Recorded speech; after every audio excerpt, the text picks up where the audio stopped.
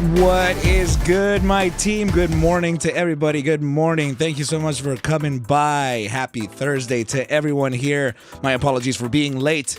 Just had a little bit of a situation with my son last night, but we are all good to go right here. What is up, my chat? How's it going? And yeah, what's up, D? How you doing, brother? Yeah, of course. Let's go ahead and pull up that ticker for you, man. And we'll go ahead and also pull up the ticker that moderator Sebastian Lim is talking about, right? He's talking about the big FFIE. In fact, moderator Sebastian Lim said that FFIE was going to have a big week this week, right? And boy, was he ever right. So let's go ahead and load up ticker symbol DBMM, right? And yeah, no problem, guys. We'll go ahead and take a look at all those tickers. So DBMM is actually one that I know my buddy Dozer in Discord, in Twitter. He's actually always posting up whatever was short volume is actually for today, right? So you know what? I think I could even pull that up to give my boy a shout out, right? Because he's actually about the community, man. He's doing very good. So we're gonna go ahead and get this thing out of the way, this screen out of the way, just in a couple seconds here. There we go. And DBMM will be one of those stickers that we will look at, right? So I wanted to see if I can just give my boy a shout out here, so that you guys, in case you're interested in knowing what the short volume is for tickers like GTII, for tickers like DBMM, he is actually the man to go to in Twitter, right? So, but yeah, what's up, team? What is everybody doing right here? Of course, we'll go ahead and take a look at, no way, is Troika really making a move to the upside? What is happening with TRKA? Tell me. Oh my goodness, man, my goodness. I mean, we were talking about it yesterday, right? I'm not even sure what I said, but I don't think I saw an upside coming in just yet. But that's very cool. That is very, very cool. Speak to me. So yeah, this is, I'm going to go ahead and just give you guys that quick little shout out right here, for Dozer, right? So this, in case you're curious, this is him, right? So this is his profile right here, and if you notice right here, he's always posting about GTII and tickers like DBMM, right? Especially when it comes to the short stuff. Look at this, the FNGR too, nice. All right, guys, so make sure to give him a follow, make sure to support, and all the community members do as much as they can.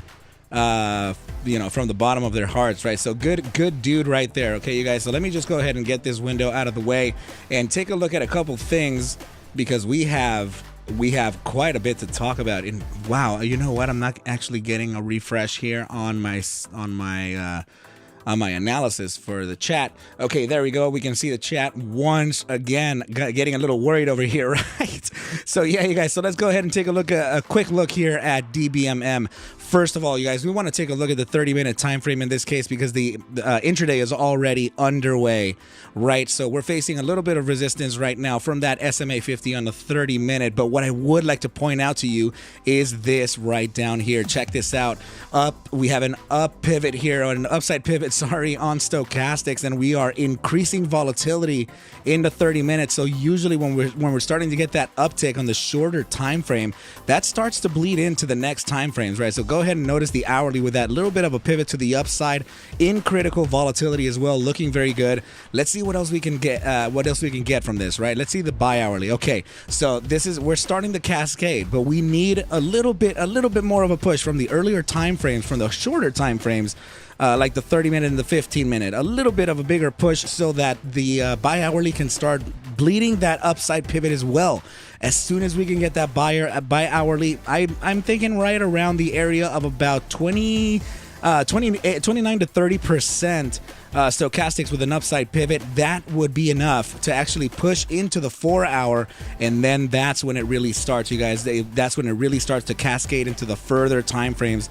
I'm talking about into the 8-hour, 12-hour, and daily. So it's getting very close. I'm liking that it has that pivot on the buy hourly already. So if we're looking at a temporary resistance, which is literally what we're facing right now, right from that buy hourly SMA 10, then we could be trading in a little bit of a range range, right? So let's identify what that range is in the first place. So that range is actually located just like this. Go ahead and take a box, right? One of those boxes from the Trading View chart tools, right? This is that chop box that we're essentially in right now. So we have to learn to identify these areas of chop, right? Because it's very likely that the price action can continue within these areas, right? I'm just going to go ahead and dim this a little bit and change the color a bit because I'm a little bit uncomfortable with that color.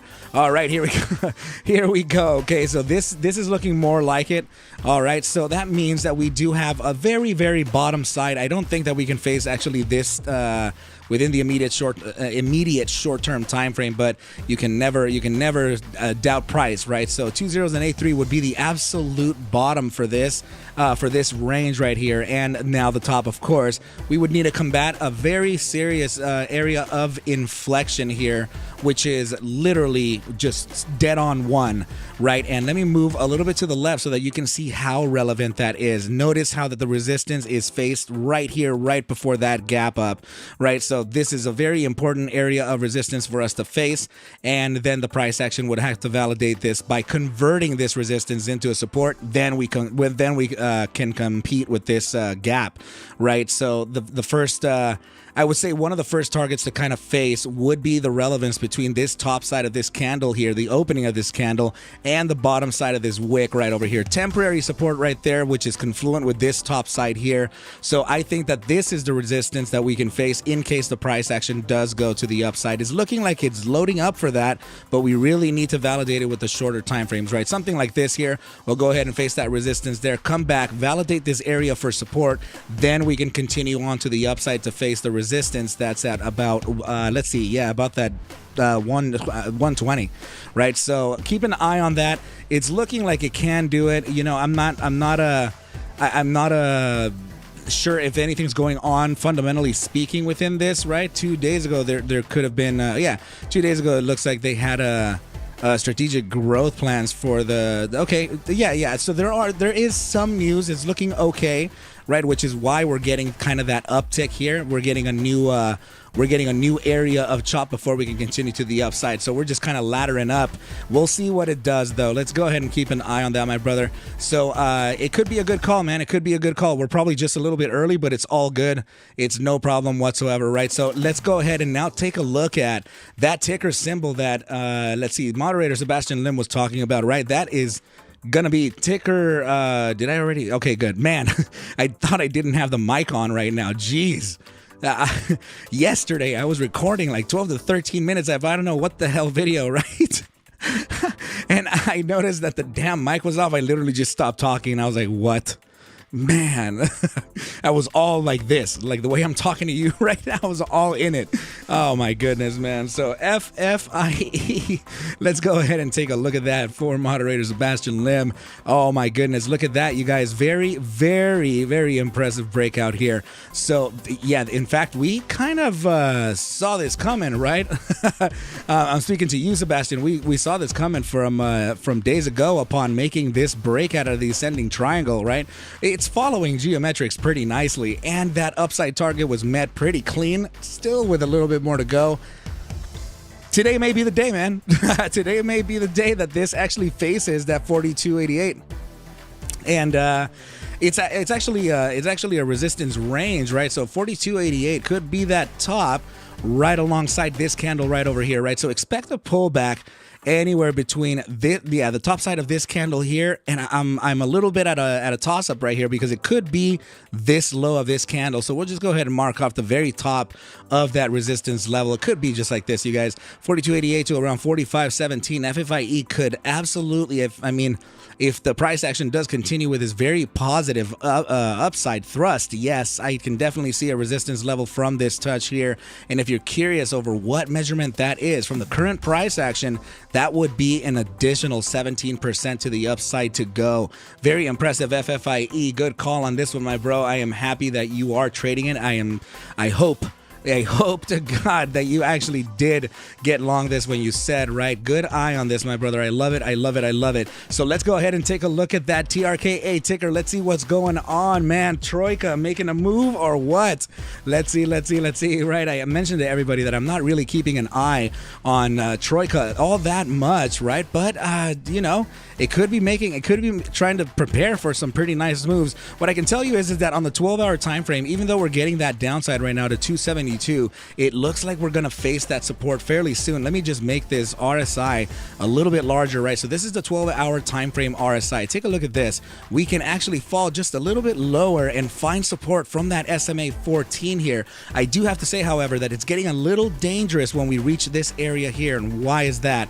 Well, first of all, that zone, the red zone that we're in, this is the bearish control zone, right? And in particular, the bear strength percentile. So the inner workings of it would be the bear weakness and the bull weakness, and then you have the bull strength, right? So the RSI signal represented by the cyan line, or that blue line, is the reason why we're able to see that we have some type of support coming up right where that SMA 14 represented by that pink line is, right? So we can face a very nice bounce to the upside there and then continue. It does look like it's playing some type of a breakout, right? So let's go ahead and go back into that price action and see what it's doing, right? Remember, we're on the 12-hour time frame here. So this is, in fact, the time frame that would give us the better perspective for the short term, at least for today, for the price action literally today, right? So yeah, let me look at the moving averages to see what's going down here. The 12-hour in the process of creating that SMA 10 into a resistance, but we can see that already. We can definitely see that we have that support coming up from the 12-hour RSI, right? So let's go ahead and kind of mark off an area here, a very discretionary support for us to consider, right? So I'm thinking that the price action would go down at the very lowest. Of course, anything can happen, right? But 255 to around the area of, I'd say, roughly $2.63 for this to finally find that support that the 12-hour is suggesting. And I may be biased towards the top side, the 263, before we can actually make an upside. So from that bounce, there could be a pretty nice little bounce and opportunity here for, it can even be a short swing play, right? So where you can actually face a move that's potentially around 17% to the upside to meet that EMA 55 on the 12-hour. So that could be a nice little swing play hedge against the short-term day trades, right? This is looking pretty good. Troika is not bad. Oh, actually, now that I remember, yesterday I did talk about Troika having a pretty unique opportunity coming up soon, right? So yeah. I'm happy that you're keeping up with it, my bro. But that's what I'm seeing. I definitely see some upside coming in fairly soon for this, even though it already kind of got it a bit today, right? We want to see that reaccumulation event, that real bounce that can actually act as a spring so that price action can lead towards the upside, right? Very, very cool stuff. In fact, let's see, the 4-hour time frame is suggesting for us to fall just a little bit more with increasing volatility. So that's giving more validity to this support level that we're looking at, right? Keep an eye on those levels and make sure to get validations, right? So as soon as you start closing hourly candles, especially I'm talking about preferred closures of 4 hours, 4-hour candles above that area of 263, that would kind of be a validation here that we can continue on to the upside, and we have found a temporary floor, right? So keep an eye on those targets. And now let's go ahead and take a look at some other tickers, right, you guys? So VOCL is another one that's being asked for. Let's see what it's got, man. VOCL is created Inc., right? This is that ticker that was supposed to fight the shorts with GTII when it was ticker symbol CRTD, and it has since converted into VOCL. So 4-hour time frame is already meeting that very important metric that I look for. The 4-hour, I need the momentum to be pivoted towards the upside with increasing volatility, but not increasing volatility from anywhere. I look for increasing volatility from that bottom side of the critical volatility zone, right? So in this case, that would be within the 15th percentile. Getting that upside here on both of these time frames only tell me that the bi-hourly has a very strong upside pivot, right? So yeah, we got that very strong upside pivot on the bi-hourly time frame, increasing volatility from critical. We're crossing above that 14-day simple moving average, looking not bad, man. This is good. Let me see the hourly time frame. hourly time frame still got that upside as well, and I assume that the 30 and 15 could be ready for a pullback, and that could be a loading zone, right? So decreasing volatility on the 30 minutes, still with an upside pivot, showing just ever so slightly some tiny weakness, but that's not enough to actually get this thing to pivot towards the downside.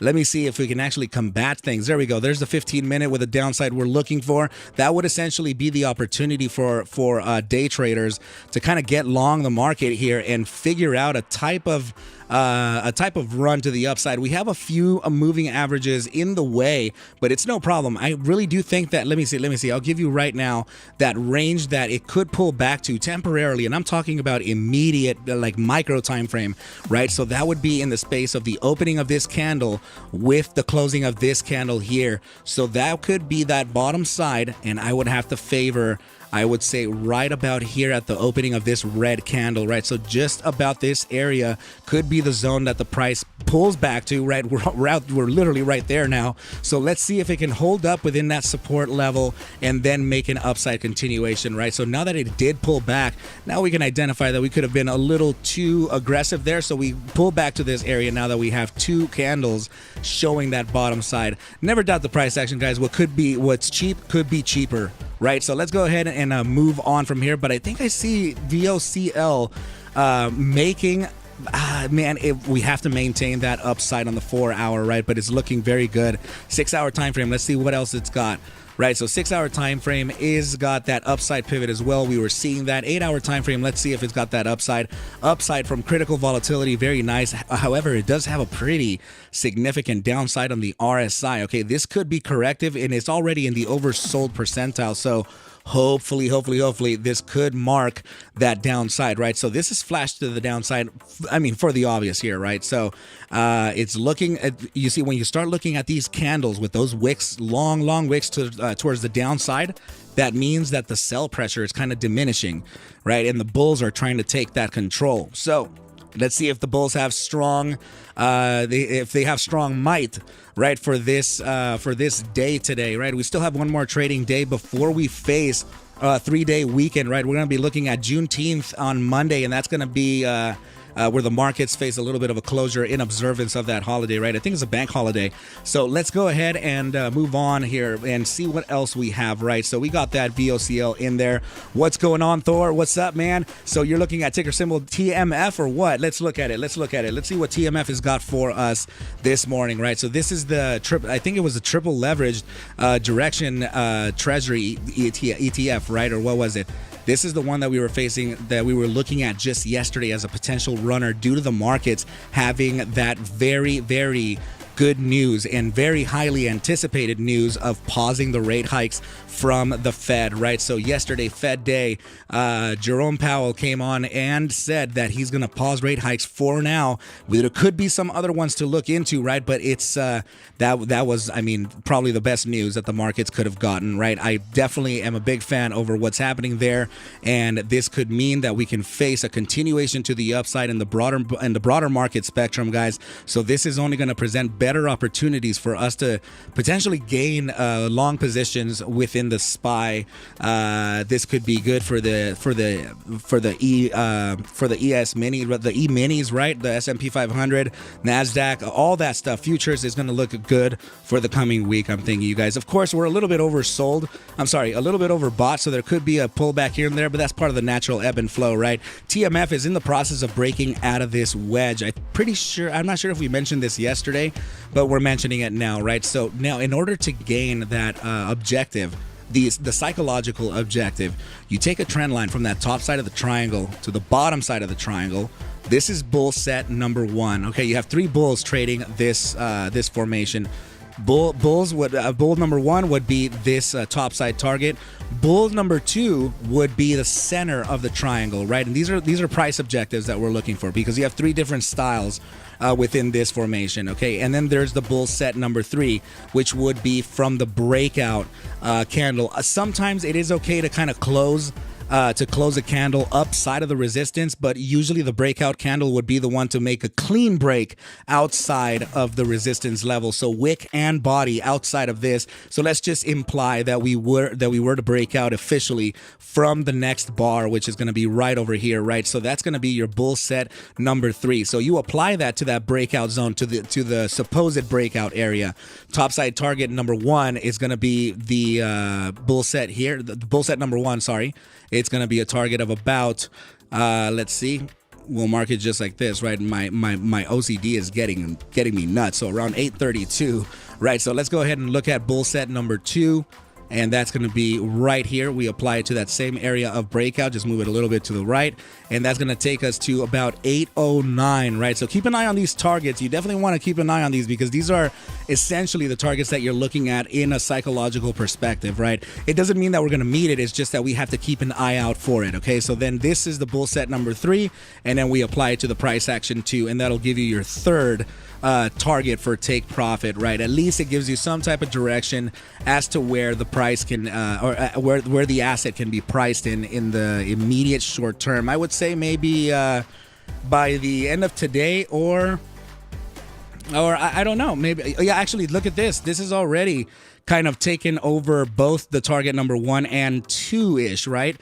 I'm saying ish because let's see what the high is of this candle, 807 to 810.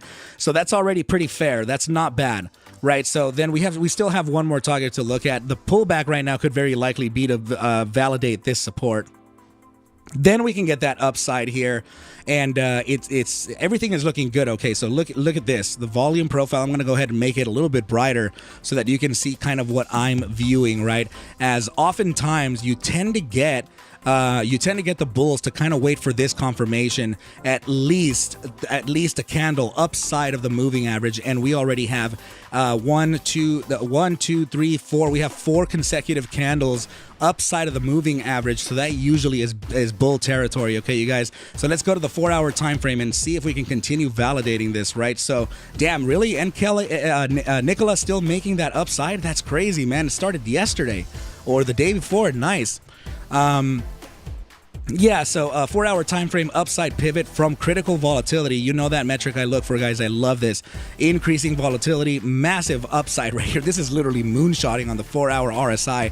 Very, very impressive, right? So let me go ahead and continue on the analysis here and see what else we have. 6-hour time frame. Let's see if it's getting that bleed already, right? So the bleed is happening right here. Upside pivot on the 6-hour, increasing volatility.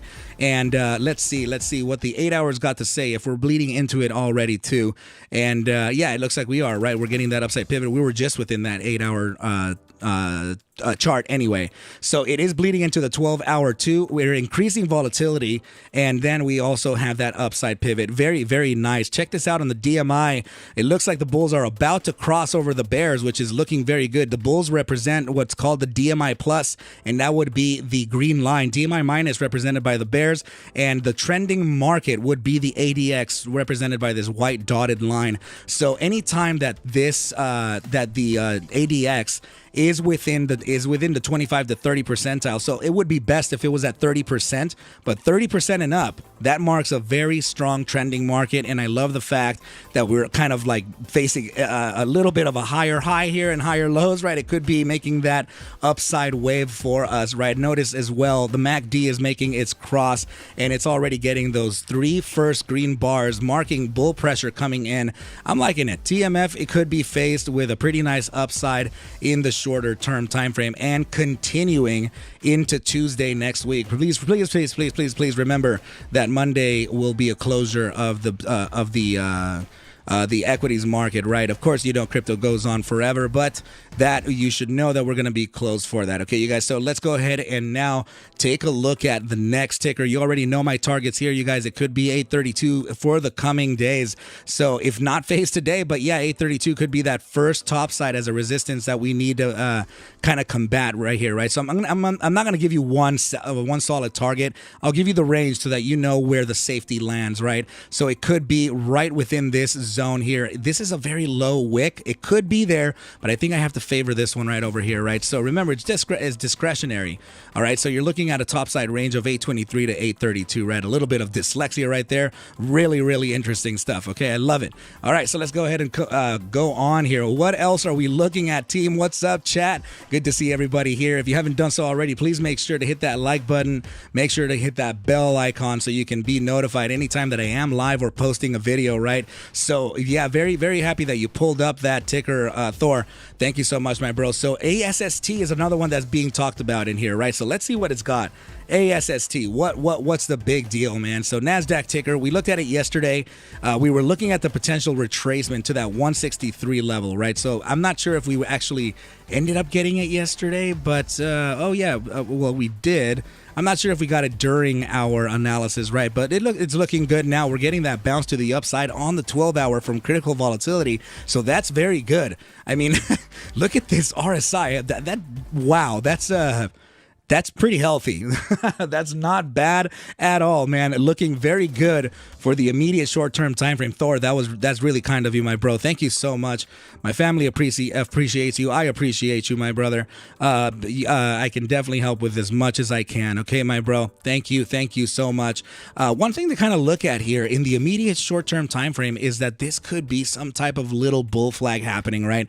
Very, very cool stuff right here. I'm not sure that that's going to be a single validator for the upside, but what I can tell you is that it's creating a series of fractals, right? So this is your fractal number 1 right over here, right? You can see that very clear accumulation right here into this fractal right here, right now into this one. So you kind of have 3 repeating iterations of similar price action, right? So this could be the way that ASST is looking at its reaccumulation before distributions, right? It's healthy, it's growth.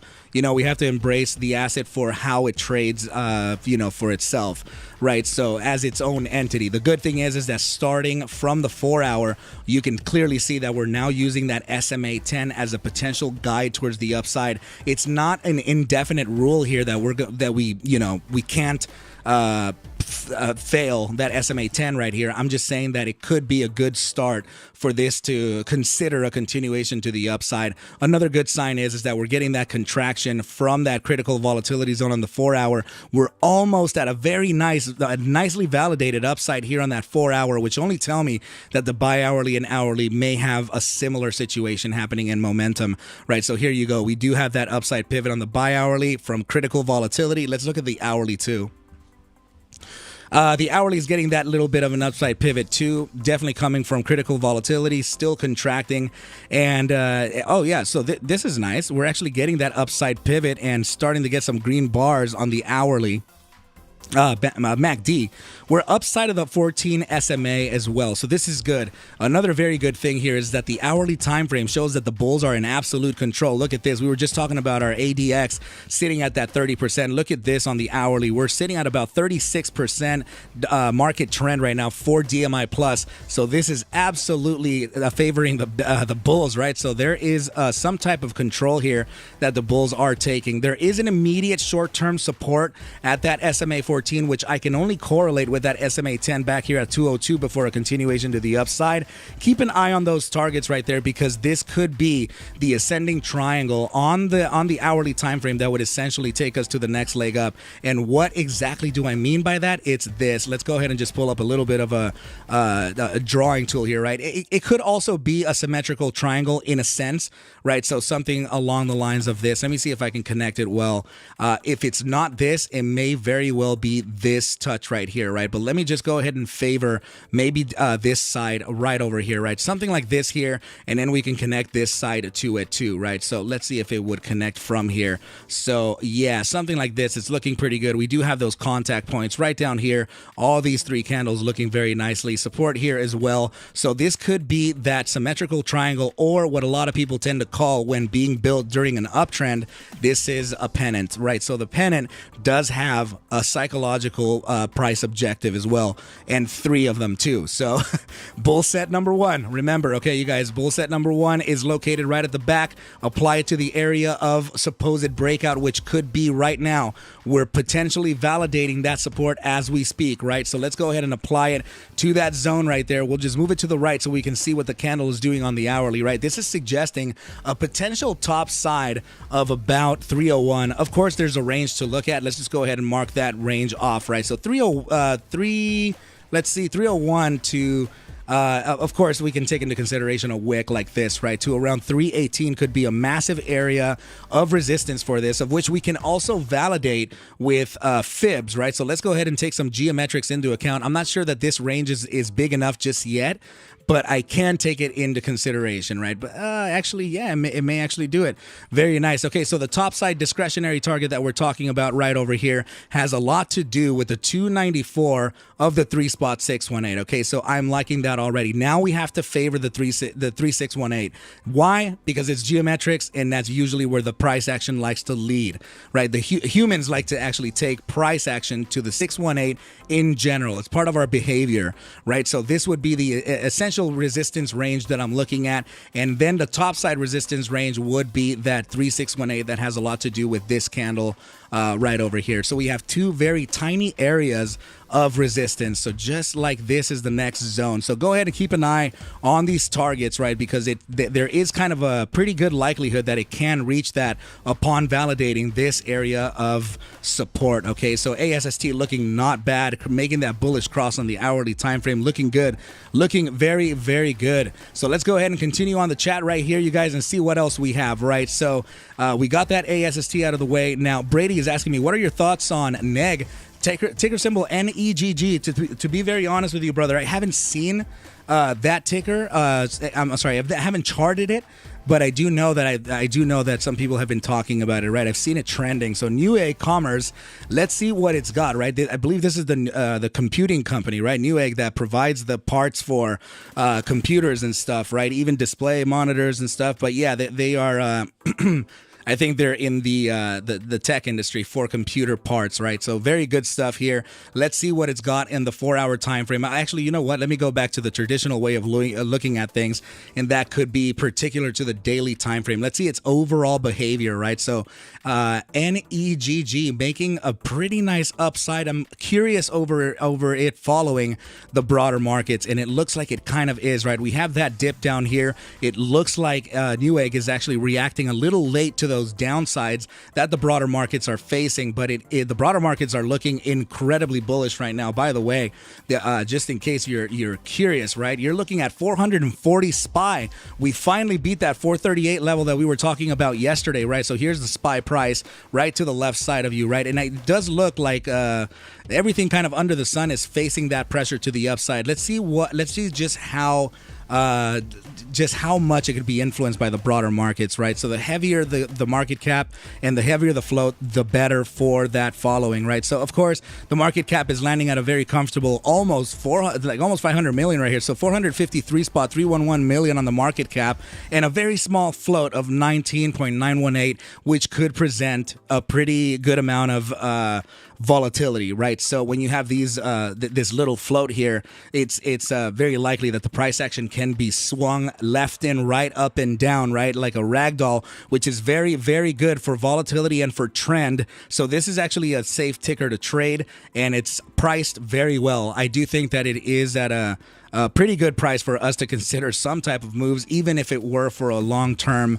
hold, right? Do not take that as financial advice. I do know that they got an earnings beat just recently, but notice that the company is not consistent with those earnings beats, right? You have more earnings meeting the expectations, which is good, right? But we want to see that the company can continue growing, and we want to see that the company is doing good stuff with the investor money, right? But the immediate short term, I think that it's looking not bad. Let me go ahead and get that SPY ticker out of the way, put in some averages here, and as you can see on the daily time frame, there is a very powerful set of things happening here. First of all, we have converted that SMA 10 green line into a support, which could introduce a potential upside, right? So one more thing that we can look at is actually this: the thick yellow line compared to the thick orange line. You see how they're converging, getting closer to each other. That on the daily is a pretty important moving average crossover strategy. That is a silver cross, right? It's some people may consider it to be the 20 period EMA over the 50 period EMA, or the EMA 20 over the EMA 50, and some people tend to consider it to be the EMA 21 over the EMA 55, right? So in this case, I do have loaded the 55 over the 21. The moving averages are converging, and that could introduce a very good reason for ticker symbol NEGG to continue on to the upside. The more immediate resistances I can see on the daily time frame would be upwards of about 133 in the coming days. Okay, so as we get closer to that silver cross, the price action will likely start following that EMA 21 towards the upside. And let's see historically if it has done similar things like that before. Okay, so there we go. There actually has been, check this out, doing exactly what here in this iteration here. It's doing exactly what we were talking about just now. So as we start converging those two moving averages, getting very closer together, the price action starts to follow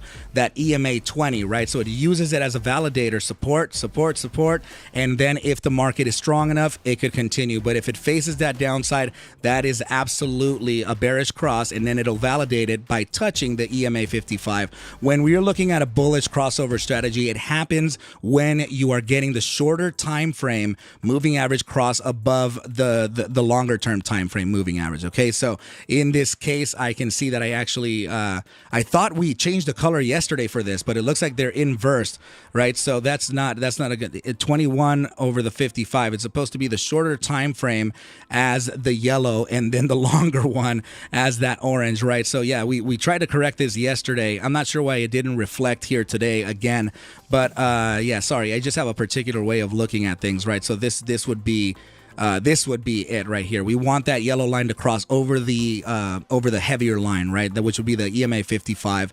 So yeah, I'm looking at a potential price here of about 133 in the coming days. As we start getting closer to that silver cross, then price action can really make a pretty nice move to the upside. It's been a while, right, since it has made an upside crossover like that. Here's another one, and the price action continued, right?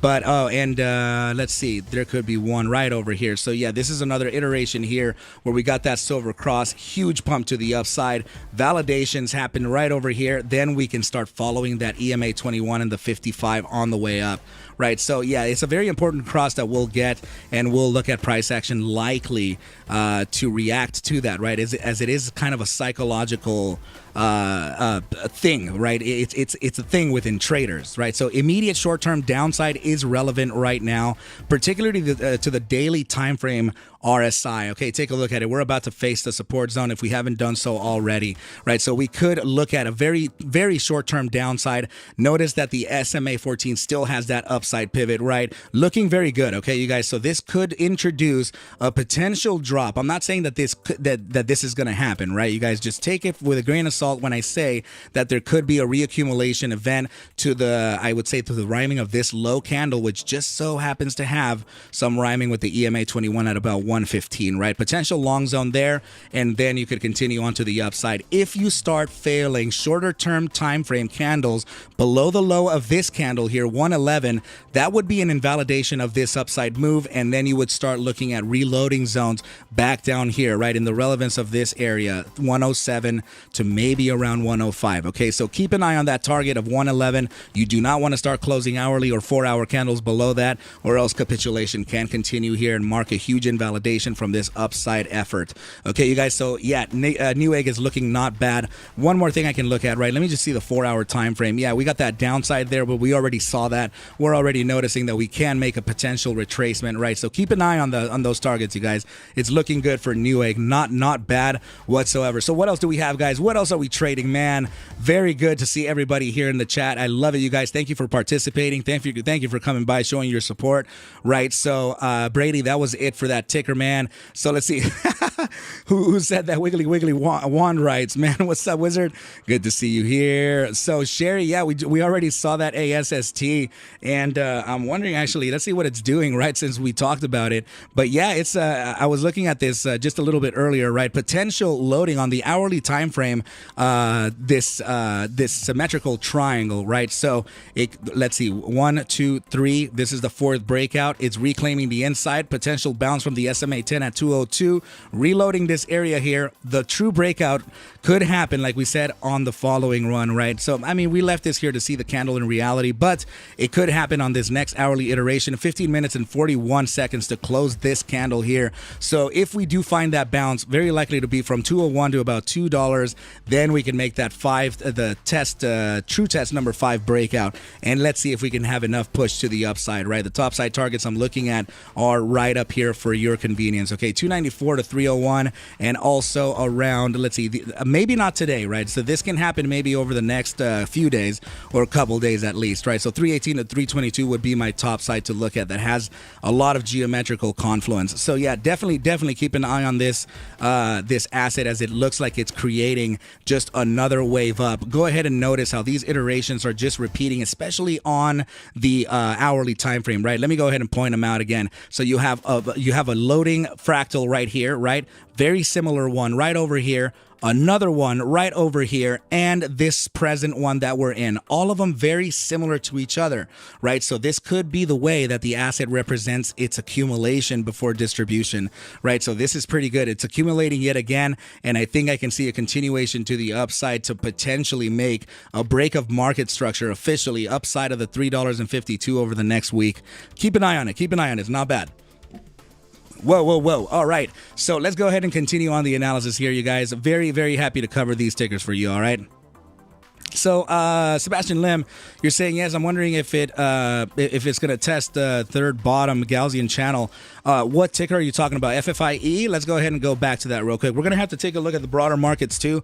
We have to see how we're behaving. Remember, tomorrow, you guys, is a very important day in the markets. If I do have any beginner traders here, I would encourage for you to observe the markets in what they do in events like the one that we're going to face tomorrow. Okay, tomorrow is something called the quadruple witching. We have the expiration of traditional market options. We also have the major expiration for futures contracts as well, would be tomorrow. Okay, you guys. So all of these things kind of just coming to a close tomorrow. Also the weekly end, and I'm not sure if we're facing. And the weekly end in the middle of the month. All right. So yeah, we have several closures happening tomorrow, and usually those types of things can present a serious amount of volatility into the markets. Okay, you guys. So keep an eye on your assets. Okay, make sure not to give back anything from what you have already gained. Okay, do not let the markets take it away from you. So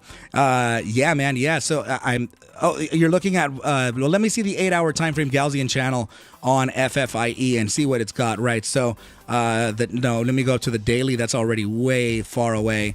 Okay, very nice daily Gaussian channel, actually finding that breakout, creating that support touch at the mean, and then officially touching down. Sometimes we can face an upside continuation here to a relevant resistance. In my case, I can see here 4107, and then this is my top side that I would look at, 42 to 88 to 4517. A pullback can happen there, okay? And then that pullback can lead to a very, very interesting area where it would be at the closing of this candle here at about 35.76 to the top side of the Gaussian channel on the daily at 34.72. Your targets are not bad. They're actually dead on, man. So good stuff. I can see a pullback here and then a reloading before a continuation to the upside, and it looks like it's kind of doing that already. Look at this. This is essentially what I was looking at as a potential for here, right? Wick down, validate that support, and continue on to the upside, all within a daily candle, right? So it's facing the supports that we've already looked at, right? But remember, the top side target that I'm still looking for is essentially that psychological target from this triangle at around that 42.88. And of course, we have a resistance via a gap, I think. Oh no, right? It was the low of this candle here. That was the 45.17 top. So it's looking good, looking very good. Okay, so yeah. Let's go back to the chat here and see what people are saying, right? So, Degenerate Ape, What is up, man? MGRX. So that's going to be Mango, right? Let's go ahead and look at that real quick. X, right? So yeah, there we go. Let me go ahead and pull that up and also get a sip of water right here. Man, getting a little parched up. Guys, I'm happy that we are headed towards a Friday tomorrow. Everything is looking good. Look at this. MGRX currently validating the support and breakout out of the Gaussian channel. Very good that we left it open. And if I were to be very honest here, I think that we could even still, I mean, look at this, right? Look at the daily time frame RSI. It has a little bit further of a downside to go to meet that SMA 14. Right, so this could be the relevant area that we're looking at here. So I'm talking about between the zone of the top side of the Gaussian channel at about 151 to our current daily swing low at about 148.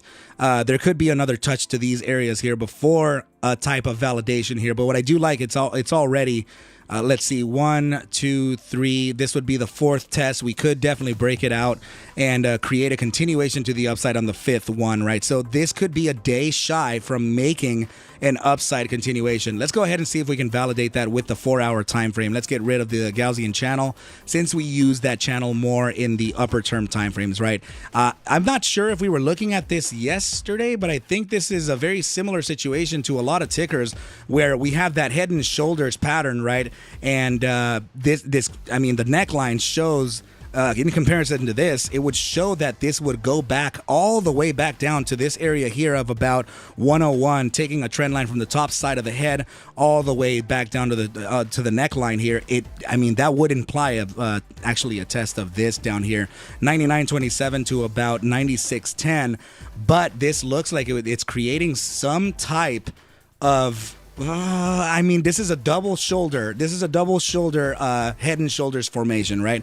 They're still okay. You have a shoulder here, shoulder and shoulder with a head, right? So that's still okay and it's still valid, but I think it's creating a bear trap. The bears are thinking they can take this all the way back down to the beginning of the trend, but I'm not sure that they could be ready just yet. The only thing that's giving me the feeling that there could be a downside here is in fact the 4-hour time frame showing some weakness on the stochastic momentum indicator. In fact, it's the 14-day simple moving average giving weakness. The EMA 3 is actually correcting towards that upside, so that's nice. Okay, so that's that still could present, I mean, we're in the gravitational zone of the bull strength percentile or the bullish control zone, okay? So I'm going to make this a little bit larger here. I'm sorry, I'm just holding on to my water because I'm still thirsty, right? But this right over here is what I'm talking about, right? This is the bullish control zone top half, and the bearish control zone is the bottom half, right? In this case, when we are sitting at about 2% to the border of the overbought percentile, this is a gravitational zone. Usually we tend to get pulled to the upside here. This is why I'm saying that there could be a type of bear trap or liquidity trap in play, right? So let's look at the 6-hour time frame momentum and see what else we have there, right? See if we can find some type of correlation with these moving averages. Yeah, we're starting to get a little bit of a correction here on that EMA 3 on the 6-hour, right? So this is it's looking not bad. It's looking not bad, but it's still kind of in the border, which is very interesting because the price action on the head and shoulders is also right at the border too. This is the neckline here. So yeah, we still have a little bit of a downside to go. Yeah, I'm thinking if we have that downside, we could touch down again in the area of about 151 to about 148. See if we can reaccumulate there for a continuation to the upside. In order to validate the upside, we need to combat this ascending channel. The ascending channel is kind of a bearish formation, right? And that's particular to this right over here, right? So you're looking, this is kind of the trend that's happening right now, right? So the last thing that you want is that you face resistance right up here at the area of 157. So meaning that if we're looking at a true breakout, then that could be introduced very soon. You have test number 1, 2, and 3. Usually the third test is following the golden rule of 3 before you can actually face a capitulation to the downside, right? So if you want to know, just in case, okay, there's another price objective here in case the bears do take control. Okay, you take a trend line from the top side of the channel to the bottom, and then you apply it to that breakout candle, which could be this one, or arguably speaking, it could be the next one, right? That would lead to a price action. Let's see. rejection to around 137, where there could be a pretty nice bounce from. Let's see if 137 has any rhyming. Well, what do you know? SMA 200 right there, looking like it could be that zone too. So the Bears have their eyes on on two targets, and the Bulls also have their potential too. Okay, so what I do know is that this is the hourly time frame, and usually within the hourly time frames, when they're shorter time frames, you tend to get invalidations of formations more often than not. Okay, as we have to know this, we have to go ahead and practice always that the upper time frames, the heavier time frames, have bigger hit rates or higher strike rates for their formations, right? So that's kind of what I'm looking at for Mango. It is in the border right now of deciding whether it's going to capitulate or it's going to continue to the upside, but there are some signals to the upside and also some signals to the downside. You are smack in the middle of potentially deciding whether this is going to go to the upside or downside. How am I able to tell that? Just like this. Let me get rid of, I'm going to keep them in there. SMA 200 down here, and you have your top side of the wick range high for the day right up here, and you're landing right in the middle of the price action. We don't know where we're going yet. Okay, we want to make sure that we can get out of this zone here. We want to at least make the EMA 55 a support. We need to convert that into support before we can continue to the upside. And it also just so happens that EMA 55 is inside and right at the newly converted support into a resistance. So that resistance is being faced by the channel and the EMA 55. We need to combat that. Face that resistance from the EMA 21 or the SMA 10. Retracement back to validate the support of the EMA 55. Continue on up, right? But if we don't get that, this is the target that we can look at for the immediate short-term time frame before a potential bounce to the upside, okay? But if we do start closing this range here, this candle down here, you see this? That is the range low, okay? 132, closing any candles of the hourly nature, of the hourly variety, right down this area here. Below that area, there could be a serious continuation to the way down, and that could be losses upwards of, let's see, the next relevant support would be down here, about 16% drawdown from that point. Okay, so keep an eye on that invalidation target, which is about that 132 level. Okay, so we'll mark it off just like this, just so that we know that it is there for us to look, right? This is the invalidation zone. Okay, you guys keep an eye on that. It's still looking good. It's just that we're in the middle of the price action. We want to make sure that we can get some validations. This is no way, shape, or form any area for potential long or short entry here. This is all gamble if you are entering the trade in this area. Okay, you guys, be very careful, right? So anyway, let's go ahead and refer back to the chat here and what is going down. What's up, Beso Amy? Good to see you here. So you're saying good morning, Arca. Hi, Sebastian, holding FFIE. Also nice. Good call on that. FFIE looking very strong. What's up, Zephram? Saying, what's up, man? So John Smith, what's up, brother? So he is the person responsible for a very nice list that we look at. However, we didn't see that potential downside from ticker symbol CNNA, as it actually is making a 70% drawdown, right? I mean, we were looking at the potential of that by the support zones, the loading zones here. We're getting very close to them, but I wasn't picturing that to be today, right? I was thinking that could have been maybe into Tuesday, right? Friday or Tuesday, but already making that huge heavy downside. These are essentially the loading zones, right? So, and this is the area that I'm talking about too, where bears are feeling that they can take the price action all the way back down to the I would say this could be one of the better demand zones for CNNA, right? Right down here. This could be the well. There's one more down here, obviously, but this in relevance or in relation to the price action in the current moment, the biggest demand zone would be this area here. But of course, that would mean that we'd need to cover, or we'd need to actually fail the area of, let's see, 2 zeros and 2.8 with a minimum hourly candle. And that would essentially give us the green flag, right, for a capitulation back down to the area of about, or the ranged area that we're looking at, right? 22. It says it's going to be 2 zeros and 2.2 with 2 zeros and 1.9. And I don't think that's going to happen, guys. These targets don't seem very likely. In fact, I'm still favoring I'm very much still favoring the top side of this or this range here in general. So 2037 and 2033, right? So that's going to be essentially the zone that I'm looking for, and it's right on its way, right? So remember that this is the Arca watch list right now, SKYH, CNNA, and ticker symbol GREE, as well as Oracle, right? ORCL is already making that upside that we were looking for, right? This is also following the market sentiment, and we were talking about a potential upside thrust yesterday for the immediate short-term time frame, of which it's already beat. We were looking at a potential 2.6% to the upside from this area here. We did not get the pullback to where we wanted. The EMA 21 on the hourly acted as that support. Price action continued on to the upside, ever so demanding. So this is very nice. I like it. We're getting a little oversold here, a little overbought, sorry, in the hourly time frame, and also, let's see, hourly time frame RSI and on stochastic momentum. There could still be some more upside to go here, but it's no problem. I'm just saying that we have to keep an eye on those overbought levels when they're being presented. So this is looking very good, you guys. I like it. Absolutely good stuff right here. So John Smith is saying, see, you just covered TMF. Nice expected move up. SOUN and SONN moving also. So SOUN didn't pull back. My goodness. Neither did Oracle, right? So we were looking for those potential pullbacks. It looks like the market actually took overall control over that, right? So we also took a look at the SPY. I mean, we looked at it like this. It was not like on its own official ticker, but yeah, the SPY currently sitting right now at a massive 440.72. So if we are to look at the broader markets, which we haven't done so already, and we absolutely should, John Doe Smith is talking about a potential 450 resistance, right? Let's go ahead and validate.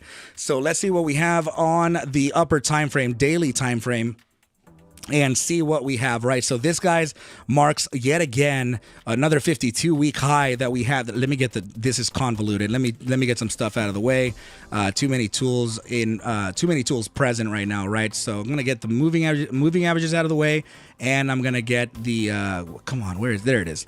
There it is. Okay, perfect.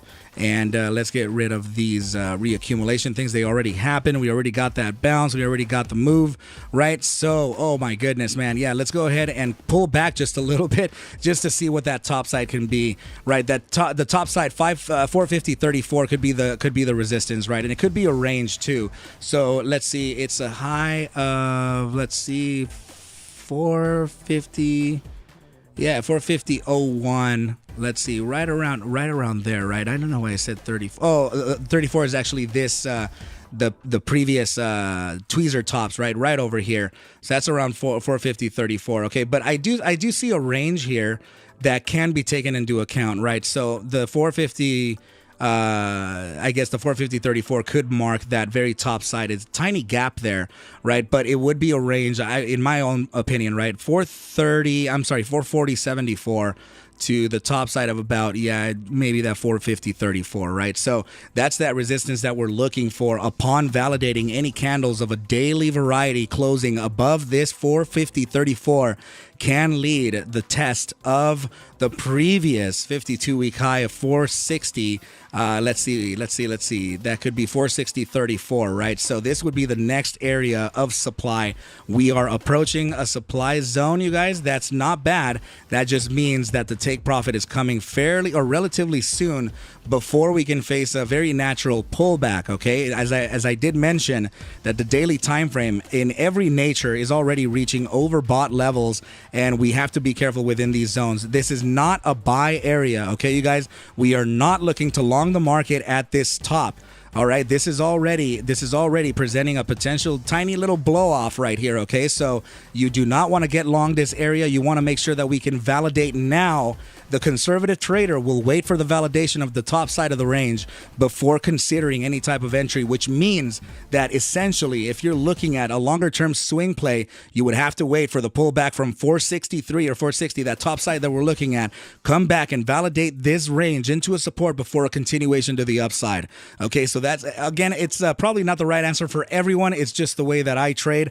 I'm just giving you the vision from someone sitting in some random chair in Southern California, right? So just go ahead and take everything that I say here with a grain of salt. I'm not a financial advisor, okay, you guys? And I cannot suggest anything for you to buy, sell, or hold, all right? Do your own DD. Everything will be cool.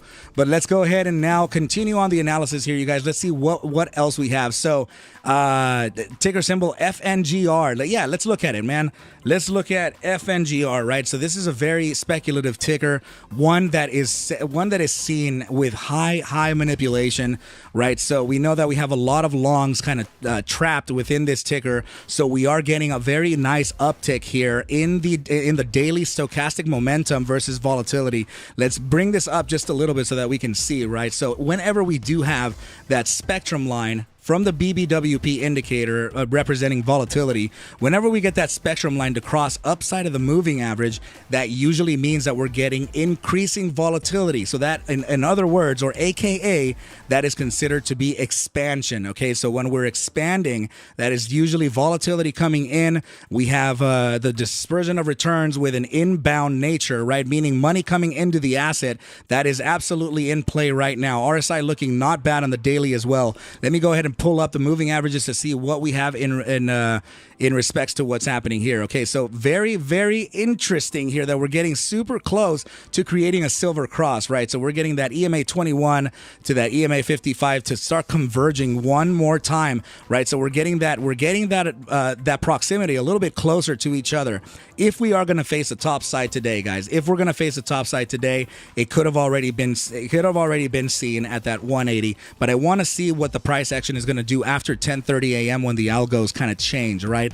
If the algos do favor the upside for ticker symbol FNGR, expect a pretty strong pullback from the area of the SMA 100 on the daily, $1.94. Keep an eye out on that target because that could be a pretty strong resistance as there is a lot of confluence within that.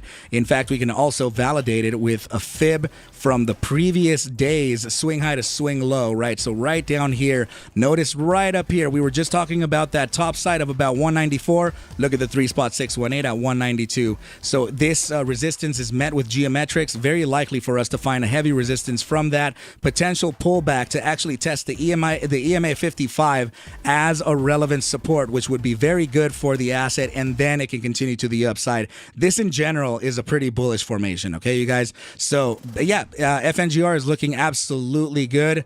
Definitely, if you're along this ticker right now, yeah, I would feel okay to actually hold it. 4-hour time frame, SMA 200 being converted into a support. We have that massive upside on momentum coming out of critical volatility with still expansion happening, right? So very, very good for ticker symbol FNGR here. I like it, you guys. Definitely a good play happening right now. Good call on Sebastian Lim. He is actually now an analyst in the Arca Bulls Discord.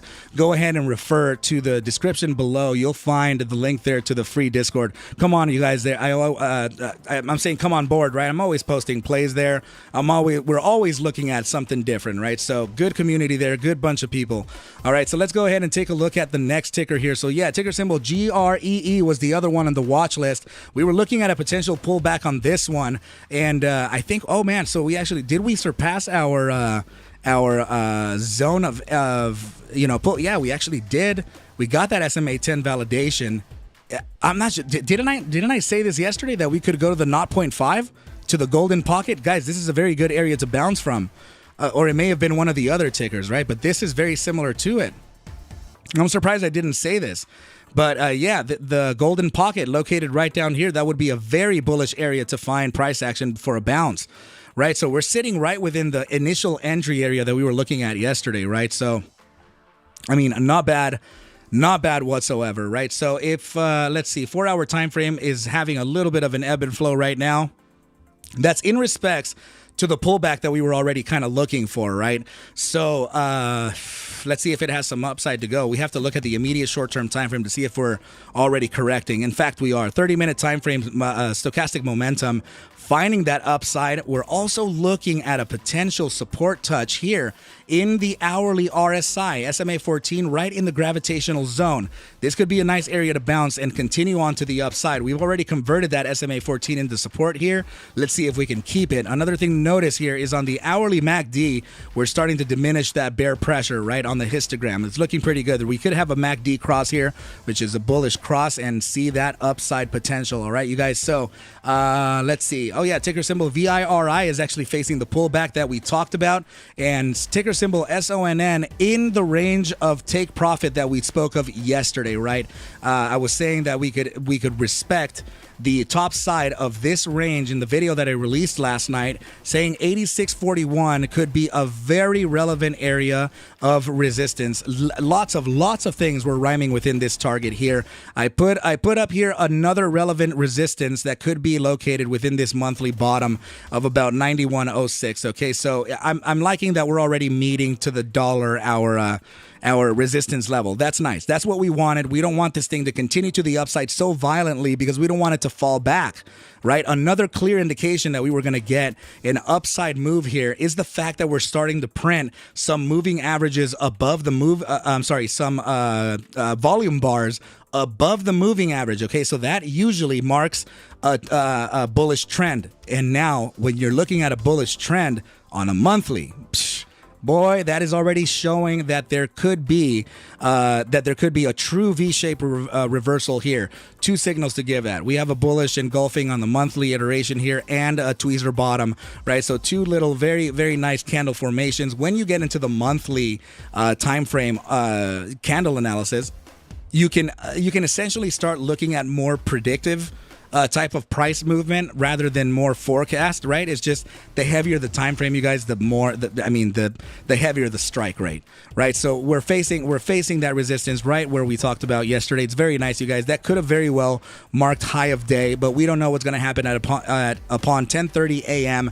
when those algos change, right? So let's go ahead and keep an eye on that, but it's looking very, very promising. I'm loving it, okay, you guys? So let's go ahead and take a look at some more tickers here. Johnny Barnes, what is up, my brother? Yeah, let's go ahead and take a look at ticker symbol ALLR, and I know that it actually made a pretty nice run to the upside just recently, right? So let's go ahead and pull it up and see what it's got for us, right? So here it is, NASDAQ ticker ALLR. Let's see what it's got in store for us, right? We're in the immediate short-term time frame. Let me pull it up on the daily just to see what the behavior is overall, right? So huge area of resistance. Of course, that's literally where we're facing that resistance right now. Daily gap located right here at between 20 and 2207. That's going to be kind of an area to combat, and it's going to be a little difficult to get over. But as soon as we do, that is going to be absolutely bullish for this asset, and definitely a good area to kind of make the price slide right on up to around 23.48 to about 24.52. We need a closure upside of this SMA 10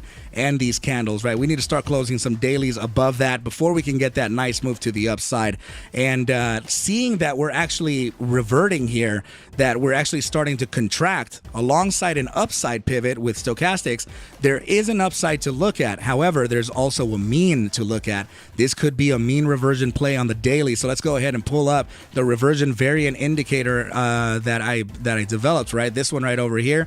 We're getting that top side to be around 25.07, where we can face a serious area of resistance, right? So this is kind of based around a Bollinger Band too. So we have that bottom side of the Bollinger Bands, absolute rejection at the support right now. We're right over here. So that means that we still have some relevant areas of resistance to get over in order for us to literally slide right on up, just like we said, to that area of about 24.76. In this case, the algo is suggesting 25. All right, you guys, so keep an eye on this ticker. Definitely going okay. 4-hour time frame. Let's see what the volatility versus momentum is giving there. Okay, so first of all, we are in the process of converting that mean on the 4-hour time frame into a support. So this is very good. We have a topside resistance right at 21.23 on the 4-hour time frame. So go ahead and keep your eyes on that rejection there, because you're going to want to get long this ticker 19 cents, right? So remember, I actually will continue supporting paper trading. Okay, you guys, we want to make sure that we can stay as safe as we can in the markets when we are practicing price action. Okay, you guys, let's condition like the pros.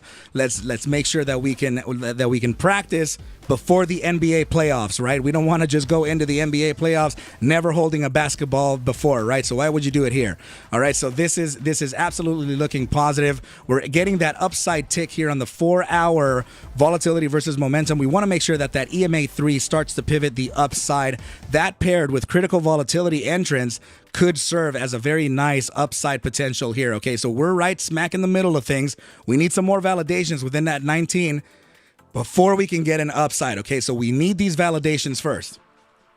But yeah, RSI on the 4-hour looking very healthy. We're getting that bounce from the SMA 14, suggesting a continuation to the upside. Very good.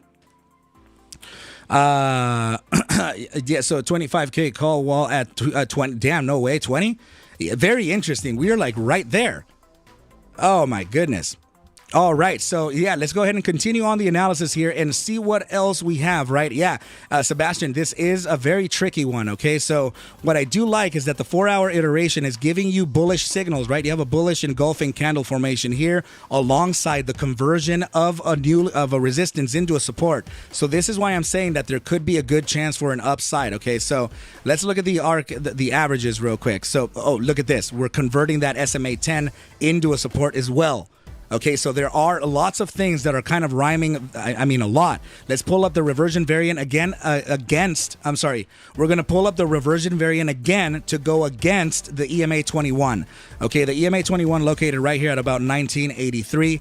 Let's see what that reversion variant says, right? So yeah, we have the resistance. Oh, actually, you know what? No, I was thinking that we could get that mean at that 19, but this is 1901. We have resistance at 1983. My apologies. There is absolutely resistance within that area, which already was seen via that discretionary resistance range that we looked at on the daily, right? So very much rhyming within this zone here. We still have a lot of validations within this area, but I do see a potential continuation to the upside with the simple fact that we're creating the mean into a support. Okay, you guys, so that's looking very good for ticker symbol ALLR. Okay, so yeah, let's go ahead and take a look at Jeff M. What is up, my dude? Any thoughts on CGRA? I haven't looked at it in a long time, but let's go ahead and take a look to see what it has. I think I even had made one of sorry, I clicked on the wrong one. That was incorrect.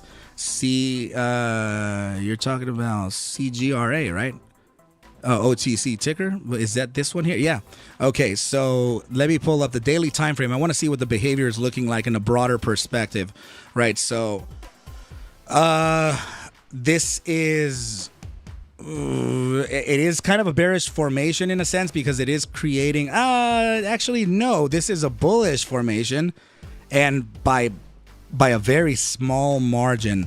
Okay, but that's it's never going to be so perfect like that. It's very, I mean, it happens, but not all the time, right? So this is essentially what I'm looking at here, right? Ascending triangle, this could be a bullish thing, right? So we'll look at it just like this right here, right? So potential support, we're potentially at the bottom, actually.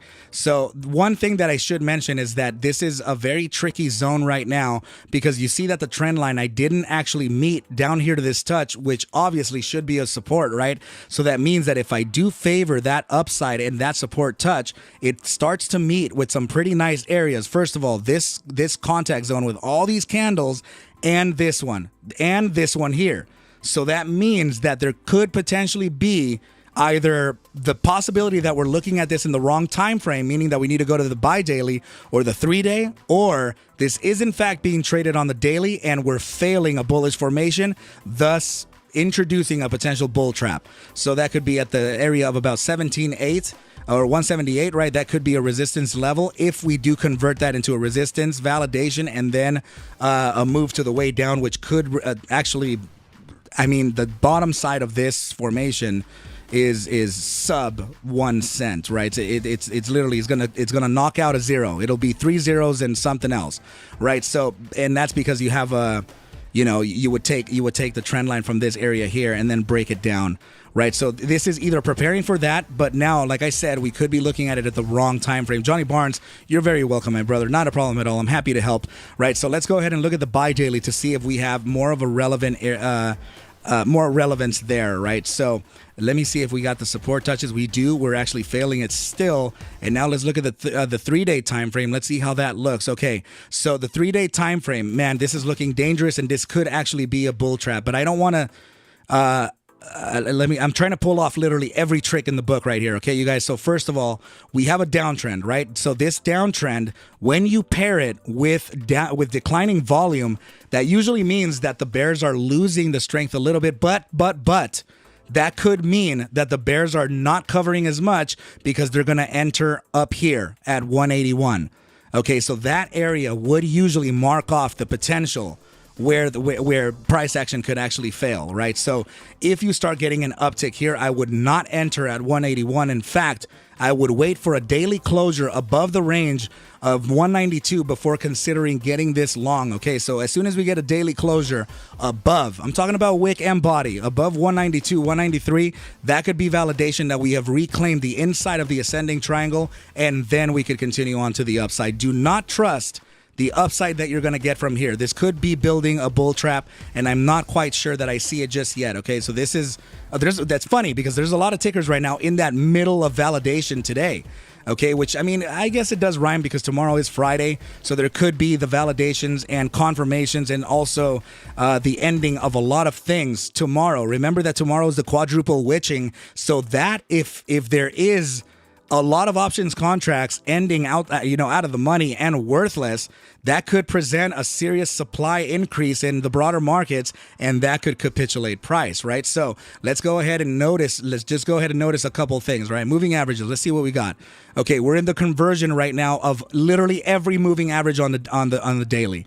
Okay, that means that we have further resistances, and look at the EMA 21 and 55 right around that zone that we're talking about, right? So 192 is the range that we're looking at, 183 we said, right? As a potential resistance validation before a continuation to the way down. Okay, so in this case, I'm not sure that the bears are going to be able to succeed below 1 to knock down a 0. There could be the higher likelihood of trading it like this. Okay, so trend line from the top side of the triangle to the breakout candle zone. You apply that to the bottom side, and that gives you your price objective, which just so happens to be the very, very tight confluence with this range low right over here, right? So that could be one of the areas to look at. Of course, I will never favor one solid target like that unless I'm trading. So this would be a range to look at right over here between the area of 110 and 118. Keep your eyes on that, okay? Because the bears may be preparing something here. All right, so definitely try to be as sharp as you can. And we're already getting some downside pivots here on the daily stochastic momentum. We're definitely coming back into the bearish control zone with a downside pivot and increasing volatility towards that downside, okay? Watch out. Don't tell me that I didn't tell you, okay? Keep your eyes peeled on this, all right? Because we're in the middle of that validation. All right, so we don't want to, if there is a chance here to get out, I would literally get out 178. So, and don't take that as financial advice. I'm just saying that because there is a lot going against the bulls right now, okay? A lot of it. In fact, the daily DMI, take a look at this, right? The bears are actually in the process of trying to take over the DMI plus represented by the bulls, okay? So let's go ahead and finish off the analysis here. That is essentially what I'm looking at for CGRA, my brother. I'm sorry that I had to be the bearer of some potential bad news, but I would rather give the warning for the forecast now before something happens and we face serious implications or losses in our portfolio, right? We want to survive so that we can have another opportunity for another trading day, right? So let's go ahead and pull up that ticker symbol FFIE. I see Sebastian Lim over there yelling. Let's see what it's got for us, right? So that's going to be Faraday FFIE. Here we go. And look at that, man. Making that upside. We're finding that we're about to find that resistance that I talked about. Remember, okay, that we're looking for a total resistance topside of 42.88 to 45.17. But I mean, we have the SMA 200 very much here. Okay, so be careful because 41.91 could also mark a top. All right, now that I'm looking at the moving averages, I'm sorry that I didn't look at that before, but it has some confluence with the top side of the psychological formation target, right? The triangle, the ascending triangle here. We actually had that breakout top side to 42.88. What is it? 42.88? Yeah, 42.88. Right, but we could be right at that top side right now. Careful with the 42.04. It's about to find that resistance right now, man. We're so close to it. It just dropped to 41.97, and that's getting even closer. They're converging to each other. We'll see how the price action reacts to that SMA 100 on the daily. Very, very strong resistance right there. Okay, you guys. So if you're trading this short term, I would already be considering potential take profit and re-entry a little bit later. As you know that I'm a short-term trader, I will not hold an asset like that, especially in markets like this. Okay, you guys, we are looking very good in the broader markets, all good, but you know, we have to look out for ourselves, right? So let me go ahead and take a sip of water here, getting really thirsty. Man, oh man, oh man. Good day, you guys.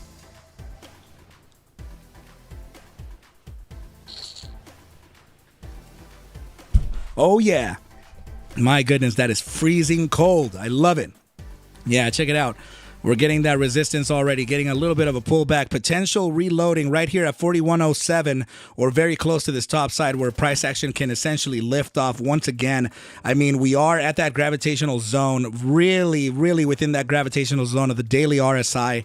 If it does have that thrust, and yeah, look for a loading zone here at 41.07, 41.04, right where we are right now. That could potentially load up the bulls here for a continuation to the upside, as it could mark off a pretty relevant area for demand, right? So let's see if we can fail that area there. And if it does fail the 41.04, come back down here to 39.63, and that would be another area to get long, right? So keep that throat. Yeah, man.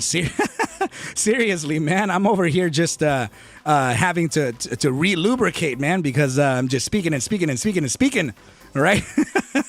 Not a problem, you guys. I'm really happy to be here. Thanks so much for coming by. What other tickers are we trading, you guys? What's going down? Let's go ahead and keep in mind the other tickers that we're looking at, right? So yeah, take a look at this ticker symbol SONN, still holding that top side that we were looking at from the video, right? We're right at our resistance. We already met the target that we looked for, right? So it's all good. What is up, Buddha Mike? You're in a different why change now?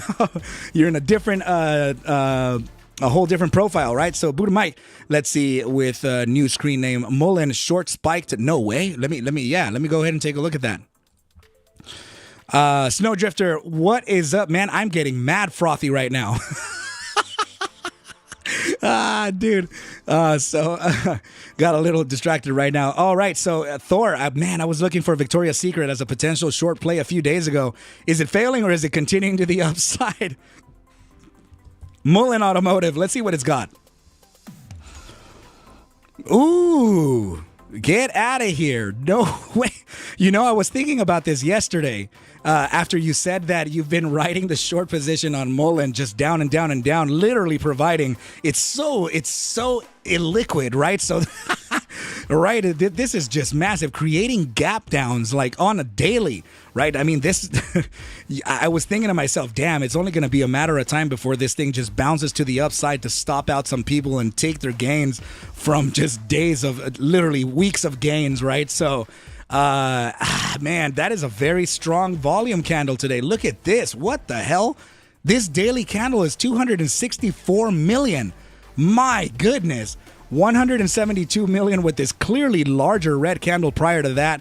The prior candle to that was 100 million, 66 million on that one. We have 70 million on this one, 64, 78. So relative to declining volume as we go up, so incredible that we're getting this right now. So actually this makes me feel like it has a 6-hour ladder, and that could be the reason why we're facing that potential a bottom side. Oh, you know what? Actually, maybe the 8 or 12 hour. Let me show you why. Let me get rid of the moving averages here. And this is particular to a strategy that we've talked about very often, right? So no way. Do I have to favor the upper time frames? Am I really just that blind right now or what? What is going down here? Oh, yeah, actually, it could be a larger term time frame ladder. Yep, it is a way larger term time frame ladder. Very similar to SONN, actually. So let me see if I do have that here, right? So yes, this could very well be it. So this is what I'm talking about. Look, so we have that decline, right? We have an upside from the decline. We have another decline. We have an upside from the decline, right? Another one right over here. We have that upside. And then in these areas here, I know that there's a very short-term time frame upside there, and then complete capitulation here. So if we start marking off or counting the iterations of this ladder, that starts to look very bullish. Okay, so you have 1, 2, 3, 4, and guys, the golden rule of 3. I'm going to tell you again. After the third test, usually test number 4 and 5 are the validators for a continuation to the upside, right? So if you're looking at the monthly time frame, 5th iteration, this could mark a floor. I'm not saying that it is. I'm just saying that there could potentially be that. Another thing to notice here is monthly time frame historic lows on the this is literally the lowest it's ever been historically speaking on the stochastic momentum. So this is already this is the all-time low, and also critical volatility here, and it could be it's actually trying to compete against this zone right over here, but it looks like the asset has faced like serious pressures like it has historically speaking, right? So there could be that potential there too. Okay, keep an eye on this, right? So as there could be a pretty it's just I don't know what Mullen is doing fundamentally. I also don't really care. Let's see, Mullen corrects the reissue letter to shareholders, 38 cents per share updated from oh no, who made that mistake? Oh man, that is a costly mistake. That is a serious mistake. That typo, whoever made that typo there made the company lose millions and millions of dollars. So this is, guys, when you are looking at a price projection, I'm talking about Reuters. Okay, if Reuters released a price projection of 0.38 rather than 38 cents, that is massive. A literal 100% difference. That's not okay. So whoever printed that, I'm sure they're fired. So this was costly. In fact, you could actually sue someone for something like that. That is market manipulation at its best. Oh my God, that is not cool. Okay, so this is potentially why the price action is continuing on to the upside. We just got this news about 1 hour ago, so this is likely why Mullen is rallying to the upside.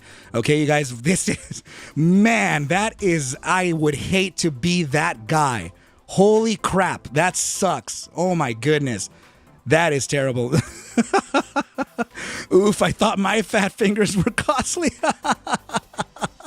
Oh my goodness, look at the green candle printing on this 12-hour iteration. Huge potential here. This is going to just mark off a very enormous inverted candle, man, which could present a serious reversal. I'm not sure that it, even on the daily, holy crap, man, we're way upside of the moving average. So, and also the resistance that we faced right now is in respects to this gap. That, man, that sucks. That sucks so much. Let's see. They stopped the squeeze. Mullen was having on purpose. No accidents. Yeah, somebody knew something, and that sucks. That really sucks for the investors. Lots of money lost here. Oh man, this is. Look at the daily. Look at the daily stochastics. I mean, everything is reaching critical, like all-time lows. Historically speaking, we have one iteration that passed it. 2, and man, all the way back here in 2012, 3. So we're on the 4th iteration that it has ever been this low, ever. So 3 prior iterations to where we bounced from this zone here. That marks a pretty good area for the price action to start rejecting. Okay, you guys, so that, not financial advice here, but there could be a chance to break this regression. Okay, so this is what I'm talking about here. Okay, this regression line could very well be presented as the bottom side, and the apex of the triangle is already reached. Highly likely this can actually reverse from here, but you never know because the asset has been clearly in the red for some time now, okay? But keep an eye on this because this ticker may actually present a very intense reversal here as the investors are probably angry that there has... Man, I wonder what's going to happen with that. That sucks. That actually makes me feel bad. Man, yeah, let's go ahead and take a look at. Yeah, man, you know what? Let's go ahead and do that. I'm sorry, I haven't actually kept up with the chat. Johnny Barton saying it's criminal. It absolutely is, man. So now, Buddha Mike, I was worried, but after the 25-1 now, they're doing another RS next month. Mullen is RSing again because of the 24 cents. They're trying to stay compliant or what? Wow, that is crazy, man. Yeah, in fact, when you type in Mullen. It is a NASDAQ ticker, so if they don't maintain that dollar margin, they're gonna lose compliance. They'll literally be MULNQ. You don't want that to happen, man. Or MULNW, whatever that is, right? Oh man, that sucks for the investors. I can't believe I just read that. My goodness, I feel like that's Twitter worthy. Jeez, and it just came out about an hour ago, right? That man, I feel so bad for the investors in this case, man. That really sucks, right? So the news didn't load. Get out of here, man. What are you trying to say? How is that possible? Don't say that. No way. Looks like that didn't go very well. What? Is that just for me, or what are you talking about?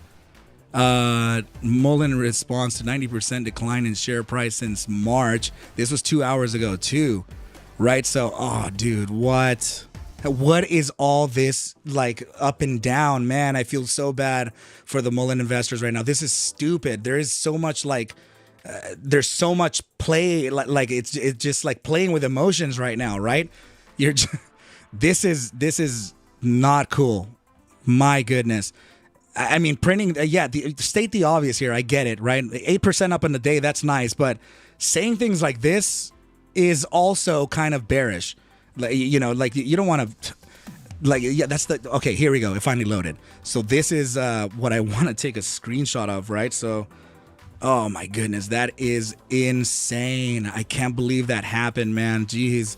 I'm just saying this because I feel for the people that are holding Mullen long term. I have many members in the Arca Bulls trading community that are long Mullen from really high cost basis, right? So this is hey baby. Hold on just a sec, you guys. I'm gonna say goodbye to my wife. She's going to work. Just a quick moment, team. Listen to some tunes for now.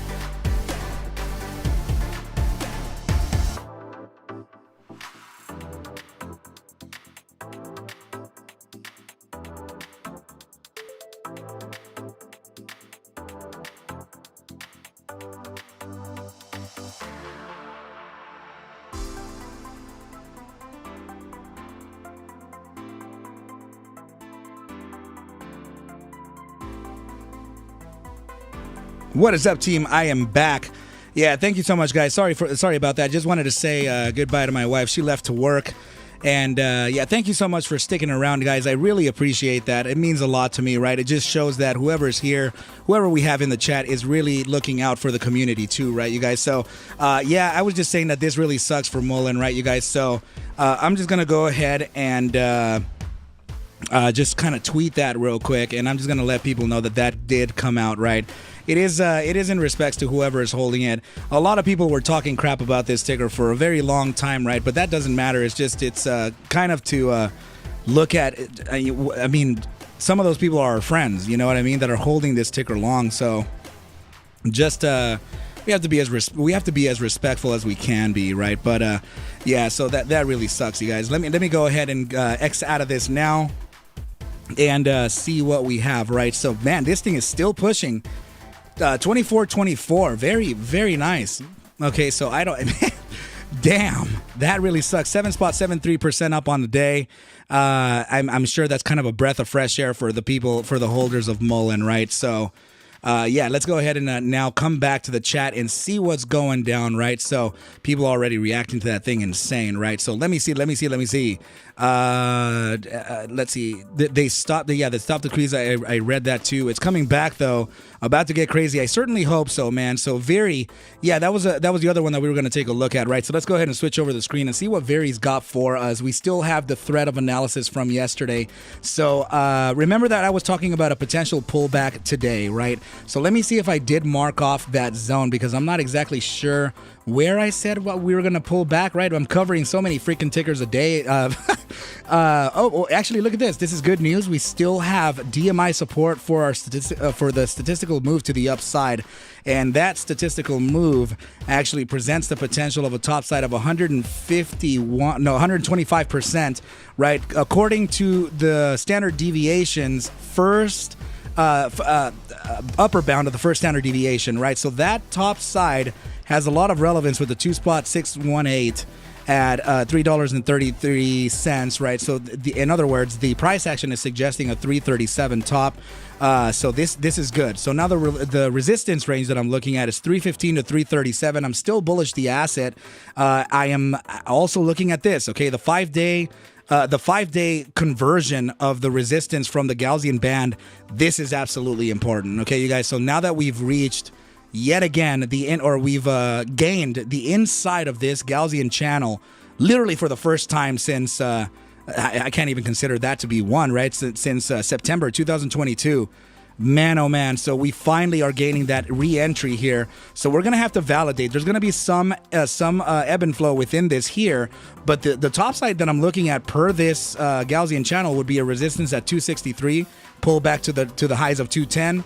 Then we can make an upside to 352. Lots of relevant targets within that. But if we're looking at the immediate short-term time frame, yeah, let's go ahead and look at the complete thesis that I have right here with the RSI and everything, right? So you can already see that some of the time frames are reaching critically overbought, sorry, but that's it's no problem, because the shorter time frames are potentially in that correctionary period, right? So if we can get that support from the 4-hour SMA 14 and actually thrust to the upside even further, that would continue that cascading effect into the 8-hour. That would finally create the daily to correct to the upside and continue on to the upside to eventually meet the 3-day upside pivot and this 5-day, since it's landing right in the gravitational zone of the bullish control zone. Okay, the 5-day is kind of signaling a potential continuation to the way to the upside. Okay, so keep an eye on that.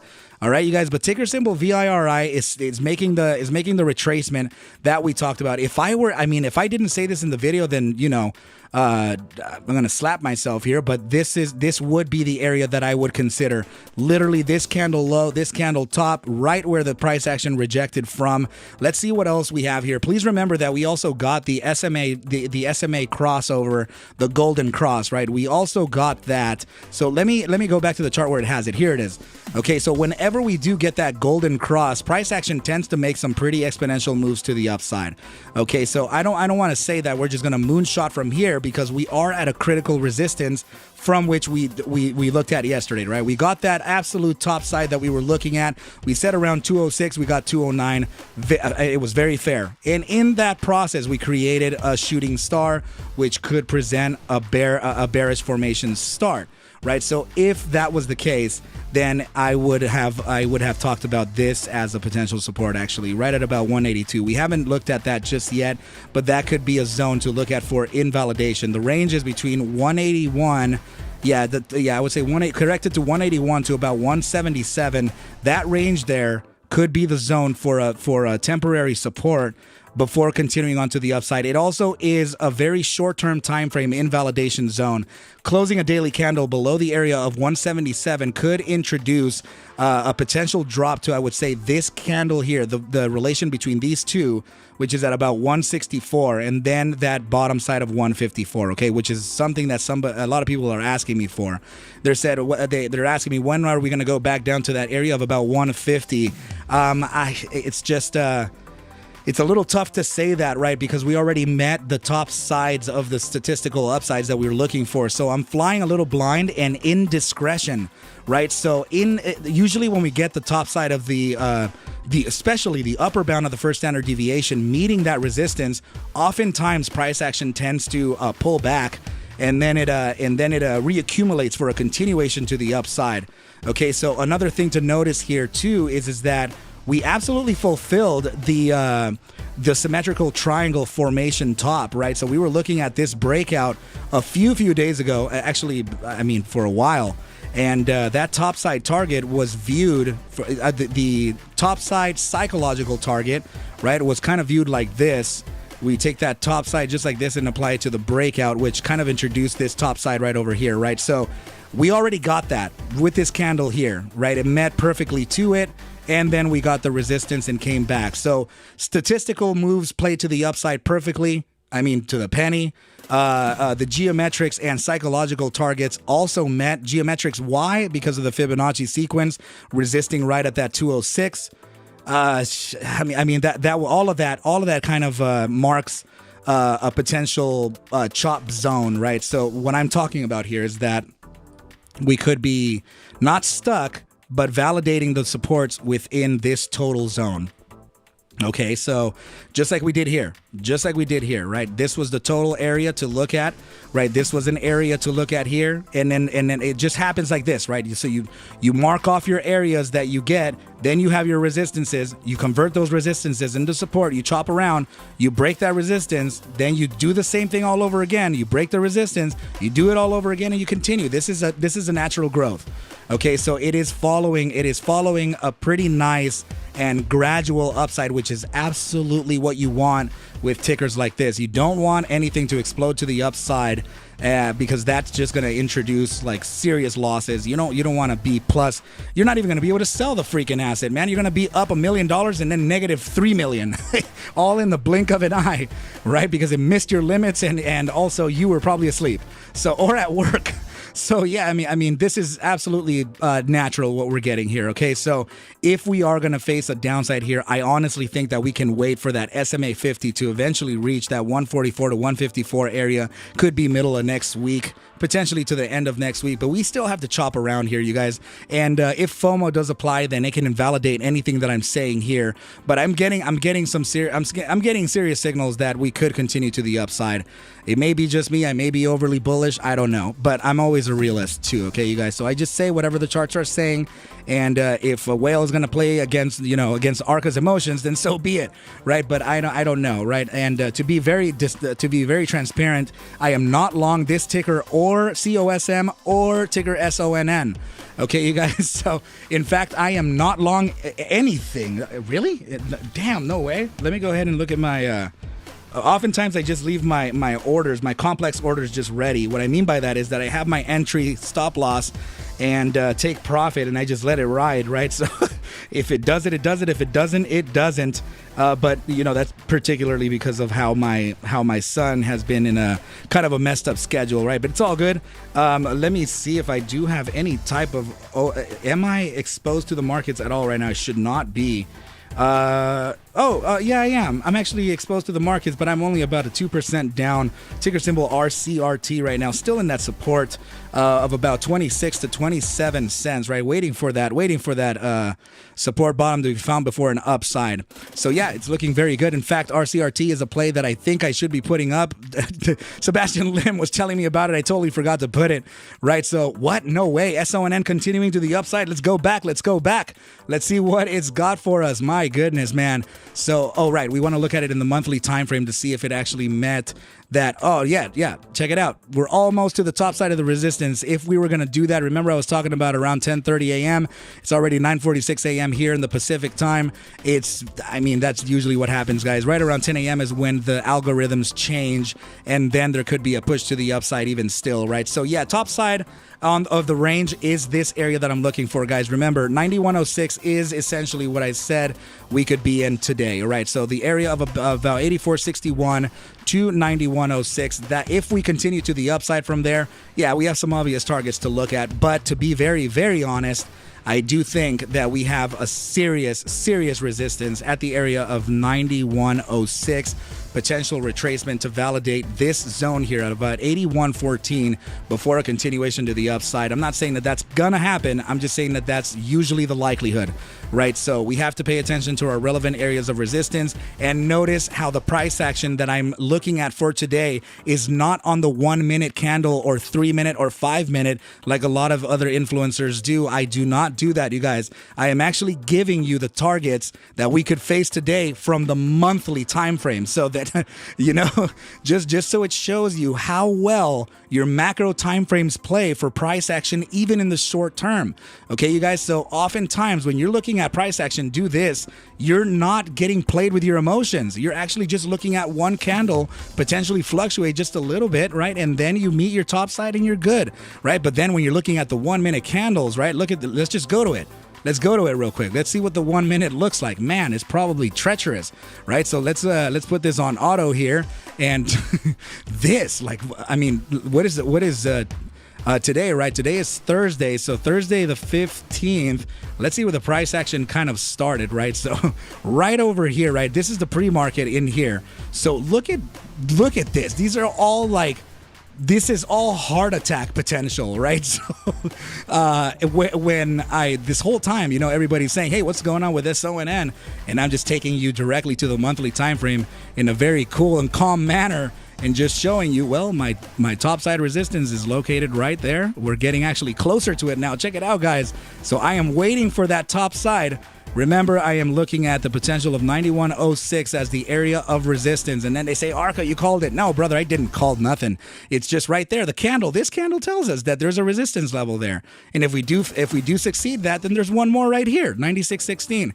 I didn't call it, you guys. It just so happens that the chart is telling it for us. We let the chart speak what the price is going to do, right? So if that's indicating that potential upside, then we get it. If we don't, stop losses are in. That's why we practice that risk management, right, team? So let's go ahead and look at the price action yet again. Please notice that we're sitting at 90.70 out of the top side that we're looking at. Here we go. Oh my goodness. Let's see if we get that resistance touch. We're just upside of this wick here. This could be a strong area to pull back. Lots of FOMO could be introduced within this zone.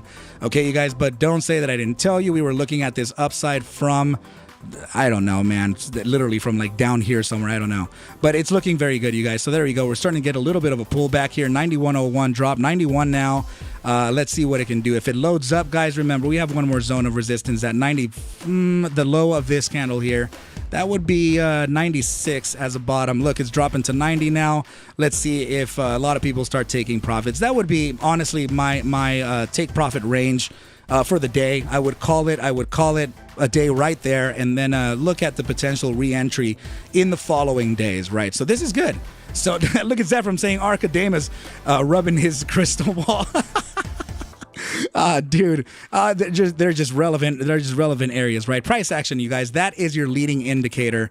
A lot of the times, yes, I do use tools, right? And I'm actually about to introduce a very important set of tools that I've been partnered with the administrator from the Arca Bulls Discord, right? That's Ike, right? So we actually have the the reintroduction of the prior indicators that we were doing. So they're coming out very soon, hopefully next week. So we'll go ahead and start introducing things like that. But please know, your primary tool, the tool that you should use, is not only your own discretion, but also price action. Just look at volume, look at price action. That is your leading indicators. Okay, you guys. So yeah, we're holding that area, man. Nice. Very, very nice.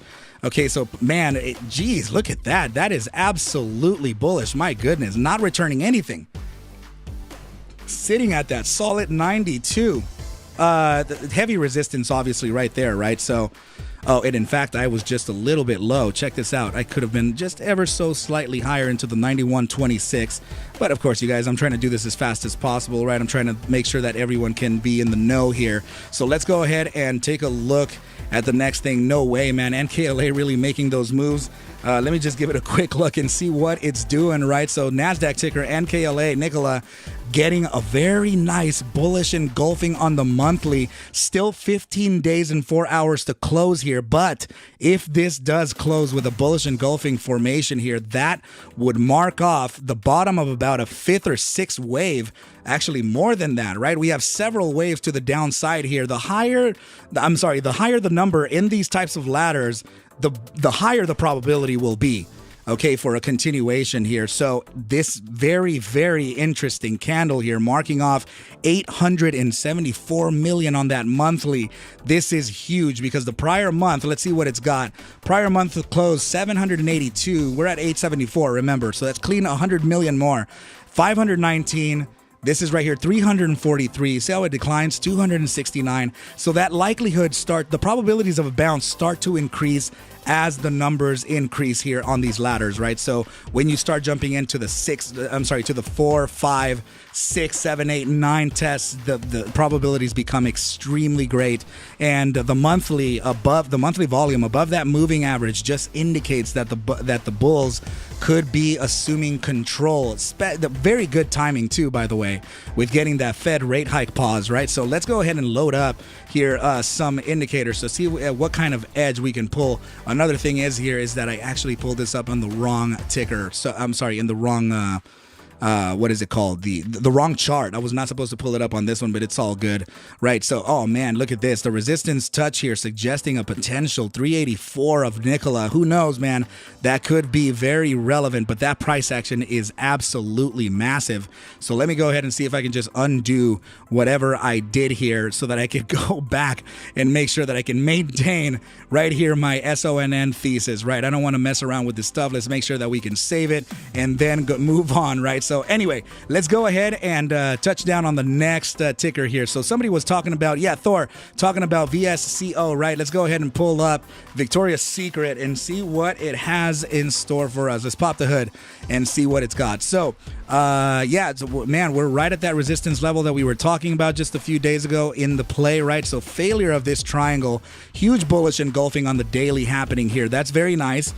We have 3 hours to closure, which is good. All right. So now, if we can continue to the upside, we have a serious area of resistance, not only from this potential triangle that we were building in a shorter time frame, but it's also this top side of all this range. Let me show you that range, okay? It's the wick highs of all of these candles right over here, right? I need to get that dotted thing out of the way because I can't tell when I'm leveled, right? So another thing is that I can make this a different color to differentiate it, right? So just like this is that zone that we're looking at for resistance. The reason I drew this blue line here was because it was particular to the closing values and opening values of these candles here. Okay, you guys, so yeah, we could be facing that resistance anywhere between the area of about 1925 to 1951. When you do reach that 1950, 1951, I would really start to look at a potential liquidation of position. I mean, the thing is that you're getting bullish signals here for more than just a day upside. But I remember I'm a short-term trader, so I'm just going to take the gains while they're there. So we have a critical volatility contracting for some time, and now we're starting to get that upside pivot on the 4-hour stochastic momentum. Notice that the RSI is also pivoted towards that upside. Let's go to the 6-hour and see what it's got. So 6-hour time frame is probably going to start meeting that too. We're starting to get that little bit of an uptick here. We're actually still contracting. We're decreasing volatility. Very interesting, as we're actually getting some price action to the upside. That not always is the best thing to look at. Let's see. Oh man, this is what if you're curious over what I'm looking at, it's this. Okay, so I'm looking at the volume profile, right? So let me just make it brighter so that you can see exactly what I'm seeing. There are several things that I kind of look at all at once without actually noticing it, right? So I have to remember to voice it as much as humanly possible. But what I'm looking at is this. Okay, so this is a little scary, right? So you have this clear uptrend, right, from this candle. But you also have, what the heck is going on? Let me pull this over here. But what could be happening is this. You have declining volume. So from this candle here, when it's going up, you have a bearish divergence. And so that oftentimes presents potential loss of bull strength, which could be, again, giving this the top side some more credibility. That 1926 area, right? So 1926 to, I would say, the range of about this in the 4 hour. 1940 could be that top side too, you guys. Keep an eye on those targets there, as there could be a pullback looked at from that zone. Potential pullback retracement to the area of between these two candles here and all of these candles. That target would be around 1896, potentially reload and continue to the upside. Okay, so Victoria's Secret is definitely a good play. I think that it's got a lot of potential here, but we are currently at about a resistance, so I would not long this until we get you want to enter cheap here, okay? So make sure to get that pullback first.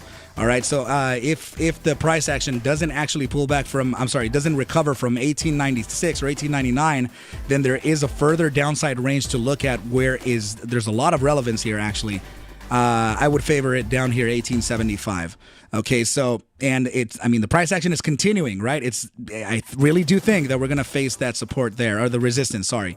All right, so keep an eye on those targets, guys. So Sebastian Lim saying, look at today's price action, Arca. On which one, brother? Please let me know which one we're looking at. Are you looking at RCRT or NKLA? Let's see. Not a problem, Thor. Gotcha, my brother. Very happy to help. Always happy to help, my brother. So thank you so much for being you. Thank you for participating here. Thank you for everything you've done for me. So let's go ahead and continue on. Sebastian Lim, I'm still waiting for your reply, right? So thoughts on, let's go ahead and pull it up, man. Not a problem. So let's see. Blah, blah, blah, blah, blah, blah, blah, blah, blah. This would be a good thing to actually keep the energy futures also in consideration, right? So 4 hour time frame momentum looks like it's actually starting to get that potential correction in soon, right? Still a downside, right? But we want to start getting the cascading effect from the shorter time frames first, right? So let's look at the 30-minute. That could be already kind of recovering, right? So in fact, it's a little bit overbought. Let's see the hourly time frame. Okay, hourly looking good. That means that we could start getting the upside to bleed into the buy hourly. Let's see the buy hourly. Right, so NKLA, all right, we looked at it. No problem there, man. So, okay, we're getting the bi-hourly upside. This is early right now. So, honestly, the entry could have been at about 6:38. So, let's go ahead and see the 4 hour, because the 4 hour, the 4 hour's almost getting it. It's almost there, okay? So, I would really... I would wait for the second pullback. Okay, so there could be moving averages above us. Let's see this. Yep, we have that SMA 10 located right at 647. Wait for that. We would actually wait for the resistance here. Come back to the area of the EMA 21 4 hour. 640 to about 637 could be long entry before continuing onto the upside. So keep an eye on that, all right? So yeah, I would not long from this point. I would wait for the pullback, because there is going to be one in relatively short time. I would say another percent up, and then potential retracement. So keep an eye on the UU. Okay, so let's see what Sebastian Lim, moderator, what you saying, man? Oh, I'm sorry, Snowdrifter is asking about ticker symbol PD. Let's see what PD has to say about this. And guys, we actually have to look at the SPY as well. Okay, so one more thing. Let me just look at. I'm like very curious over what. Man, damn it! I closed one of the windows. This is what I'm using for videos. Okay, so All right, yeah, you guys, we're still at that resistance range, perfectly at it, right? So I'm not sure that we can continue to the upside. Very likely we experience the high of day at around that 93-cent zone. We were expecting the high of day to be 91.06, and we're right. The price action is literally right at that 91.06, right? Or 91.18, sorry. 91.18 is where the price action is. We were looking at 91.06, right? So there we go. Let me go back to ticker symbol PD right over here and see what it's got. Very important cross happening right here. EMA 21 and the SMA 10 being converted into support on the immediate short-term time frame is a good thing, but also notice that we have stochastic momentum with a downside pivot.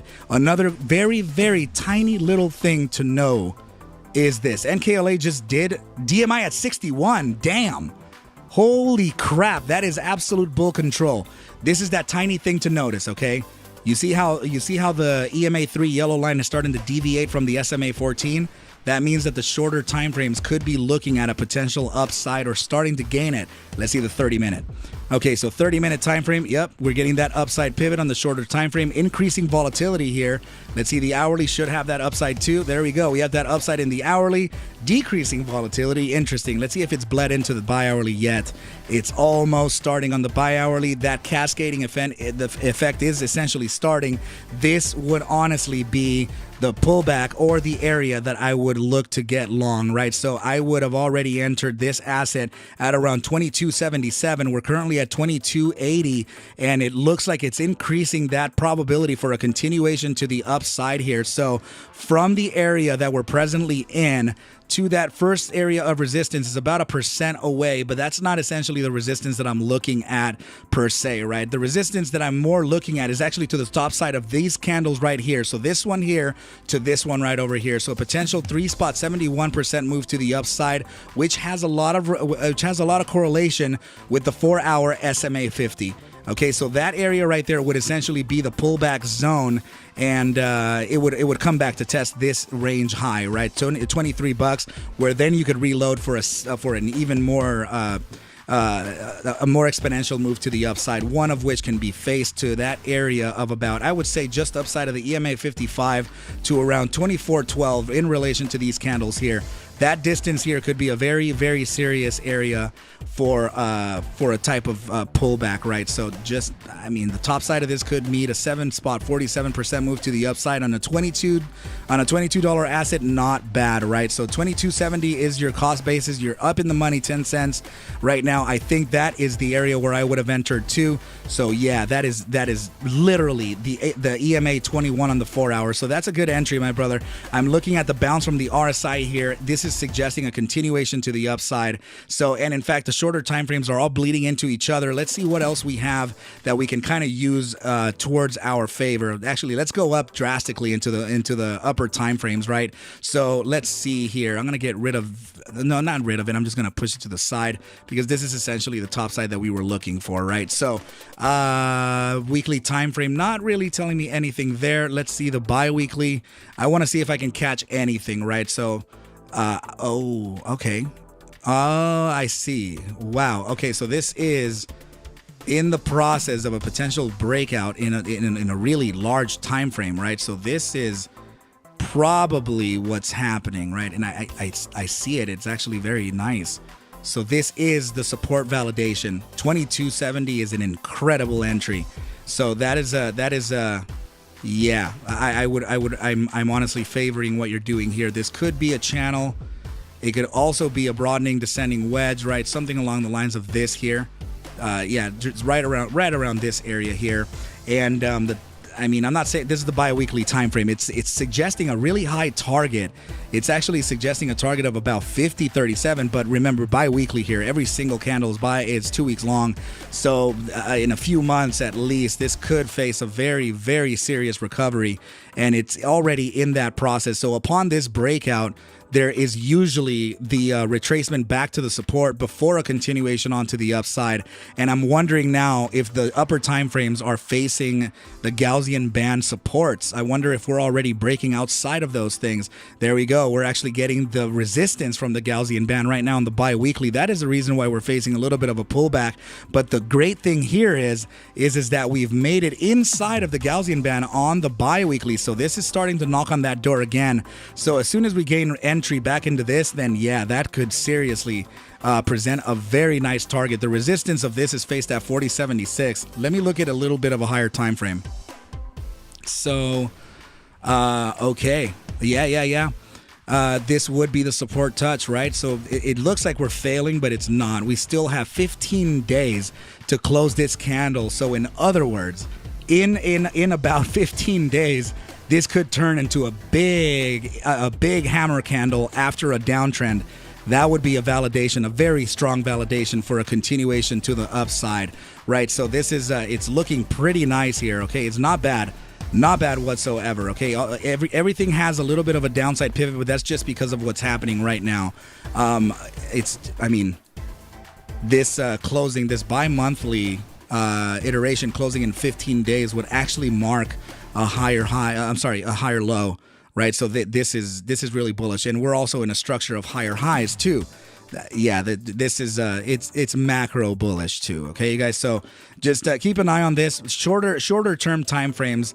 It's kind of where it's at though. That's really where I'm looking at it, right? So let me see the 5-day Gaussian band. Right. Oh, wow. Yeah, there we go. Check it out. This is where it's at. Okay, so the 5-day Gaussian band is now turning green. This is very good. Why? Because it hasn't been green since freaking back here in February 2022. So we finally gained the entry back into this area here, right? We have to validate these areas as support, right? We got that clean breakout. We validated the support, got a nice upside move. Of course, we're going to get the retracement there. We have the retest of the resistance here. Price action came back down, but it makes sense all with the formation. We have to validate the newly converted resistance into support. This is essentially the area that we can look at before a continuation to the upside. In the 5-day iteration here, closing a candle of above 23.66 over the span of about 4 to 6 weeks, this could actually make a very impressive move to the upside. I am talking about to the space of about 26.48 to around 27.40. Right around there. Okay, you guys, so this is very, very good, okay, that we're getting that validation from the support of the Gaussian band. Okay, I was wondering where it was, man. It was just I couldn't find it, right? But this is good. I'm liking it. So as far as the immediate short-term time frame, there is kind of a potential to look even beyond that 747. So potential little 2 to 3 day, maybe even 5-day swing here to the target of about 25.55, marking an 11% gainer, especially from the area that you're looking at. Let me go ahead and just pull that back to 2270. That would be an 24% gain to the upside. High likelihood of a resistance here on that daily gap. As soon as we get validation of this area here, you want to get long this because price action will essentially slide on up to right around that 26.37, so another $1 to the upside. Man, playing long calls on this would be the way to go. Holy crap, this is looking very nice, man. So yeah, good catch on this, my brother. But always remember to practice risk management. Do not let the markets take away from what you've already gained. Okay, my brother. So just keep a close eye on that stuff, man. It is getting so hot in here. Hold on, guys. Let me turn on the AC real. Hold on. I have to run to the living room. I'm gonna press that button real quick. Give me literally 10 seconds, guys. Hold up. Oh my goodness, it's getting ridiculously hot.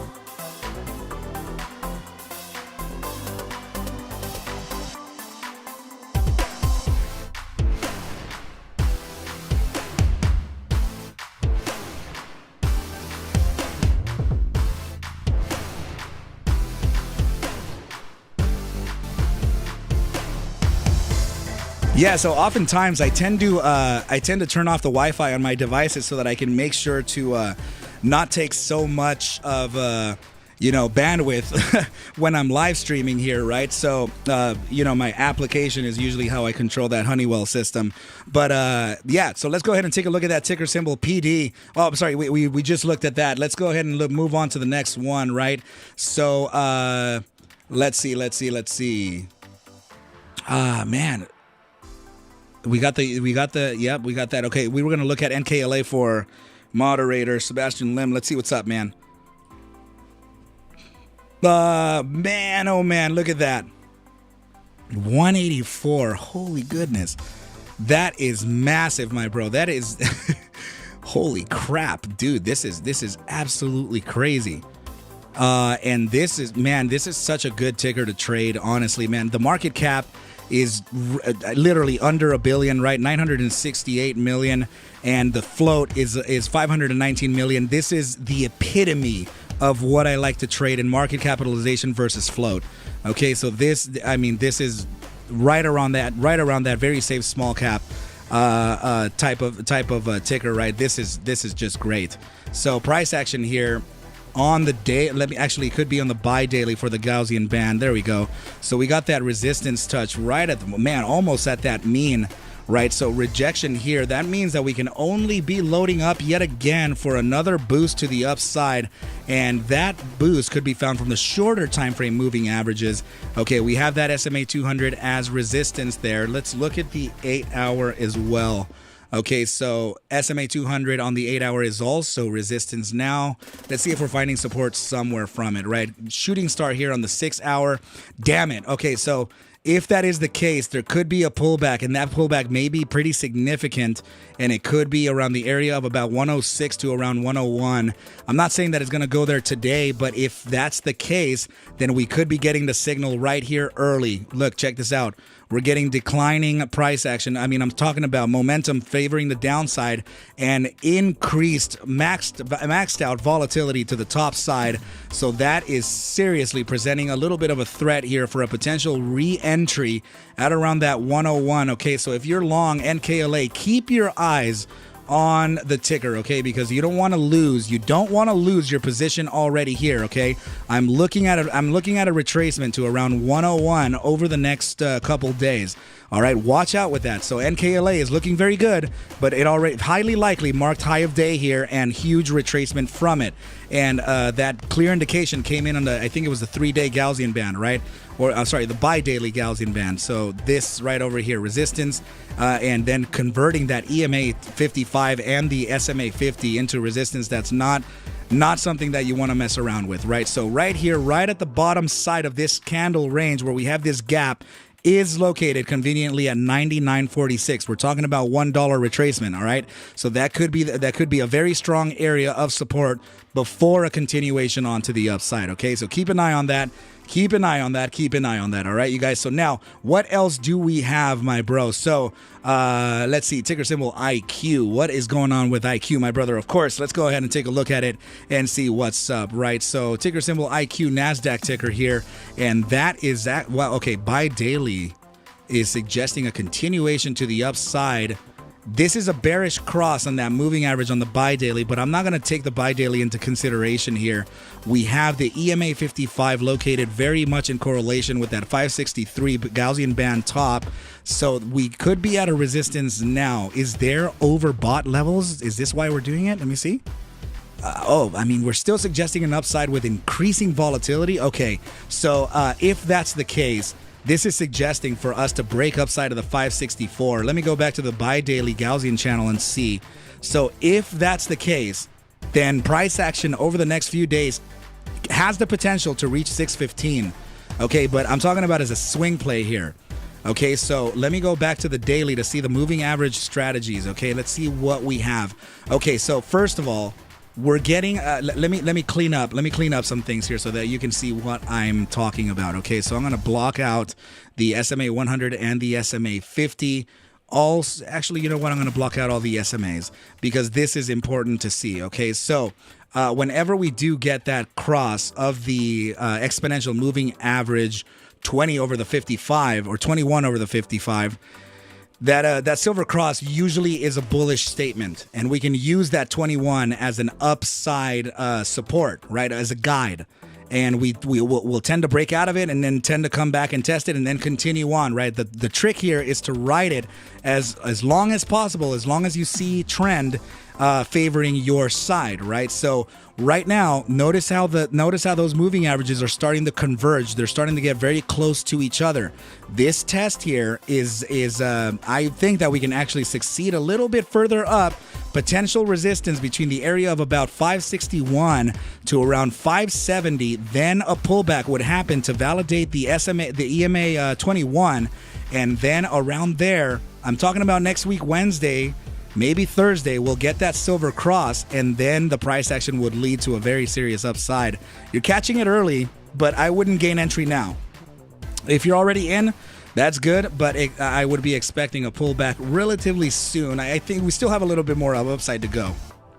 And if you want to know what percentage that is to the 570 level, then that could introduce a potential 3.5% from the current price action, and then we could see the price action kind of reject from that point. And it's a natural thing, though. This is very bullish. I'm liking what I'm seeing here overall, right? So let's see the monthly time frame. Huge price action here, and that is. Let me see. Am I seeing? Oh! I think I see something potentially on the weekly, though. Let me see this. Where is it? Is it this peak here? I'm looking at the RSI versus price action. I'm sorry that I do that a lot, right? So this. Oh no! I thought I did see a bullish divergence here on the weekly. It's not, but it's a good pivot nonetheless, right? So in particular to this pivot here, that has hidden bullish divergence. Okay, I see it. So this is right here. Let me show you this pivot here, which is that red candle where the cursor is over, right? A momentum is making a lower low, and now let's go ahead and meet that trend with that candle, right? So from right here, you're getting a higher low. So that difference, right? The difference between the RSI, I can actually bring it up like this so that you can see it a little more clear, right? So this is a lot better. Okay, so this is the trend line that I'm looking at, creating a lower low, right? This lower low combined with a higher low, that marks hidden bullish divergence, and it's validated. Okay, so this is a very good thing to consider. All right, so now another thing is that it looks like the weekly time frame already made its bullish cross right over here. And before the cross actually makes that bearish cross, I think price action is rejecting that, right? So I really do think that even though we have a resistance level at that, literally here on the weekly time frame, suggesting 169, we talked about 170, right? So actually 566, just to be very precise here, right? So 566 rejection, I get it, but I don't think that the bulls are ready to make a bearish crossover strategy happen here. This could just be the validation and then a continuation to the upside. It's looking good, right? In fact, there is a higher term time frame play within this than just a shorter term time frame that we're looking at, right? So very good, my brother. Hope that was okay with you to look at, right? So yeah, brother, let's go ahead and take a look at NVOS, right? So let's see what is got NVOS ticker, and let's see. So let's go to the daily time frame and see what's going down with this, right? So yeah, we put together a play for the Arca Bulls members in the Discord, right? So I'm not even sure what happened with the price action on this, but let's see. Oh, right. Okay. Yeah, I see. Sorry, it's a little convoluted right now, right? So price action is essentially still within the ranges that we were looking at. Oh my goodness, man, this is literally touching down the reaccumulation range that I talked about the last time. This was the target that I was looking for. So NVOS could be reloading here. So let me see the 4-hour time frame now in relation to what's happening, right? So all right, so the 2 hours should have an upside. Let's see, almost. And almost. Okay, so NVOS could still face a little bit of either sideways trading or a little bit of bearish action. I would have to favor my target here of 1287 to the bottom side of about 1267. Okay, so very likely the price action can come back down here, and then we can start getting a corrective move towards the upside. It's looking not bad. I have to be very honest. It's looking okay. And I think that it just has to resolve whatever it's going to resolve, and then price action could make that upside. Okay, so yeah, we don't have anything relevant as far as news just yet, unless you know, some other news outlets have released something already. But yeah, there could be a little bit of a downside still to go. I don't see this as overall super bearish. I actually look at this as just temporarily bearish, right? So we can get that resistance at about 1337 if we do face a continuation to the upside here today. Although I'm not necessarily seeing that. Let me see where the SMA 10 is, right? So yeah, the SMA 10 also located at about 1330. So if we do face a top side today, it may be around that 1330 range. We're right at about 10:30 a.m. Pacific time right now. So that's getting close to when when the algos are already kind of suggesting an upside after a downside has been faced. That usually is what happens, guys. So we'll get a rejection during intraday, and then at about during the morning session, the earlier session, right? Then at about mid-session, 10:30, 11 o'clock, maybe even 10 a.m., you start getting that change in the algos, and then things start to look to the upside for some of the companies that have been capitulating or falling, in price. Right, so let's go ahead and take a look at something else here. So thanks, Arca. I've been long and reloaded at the break of, okay, good. That is awesome to know, my brother. You're very welcome too. So let's see. Brenton, what's up, man? Saying, hey, Arca, what's up with the temperature with Viri right now? Let's go ahead and touch down on Viri again, you guys. Let's see what it's got for us, right? So here is display numero dos, and let's see what it's got for us. Switch it. Let me see.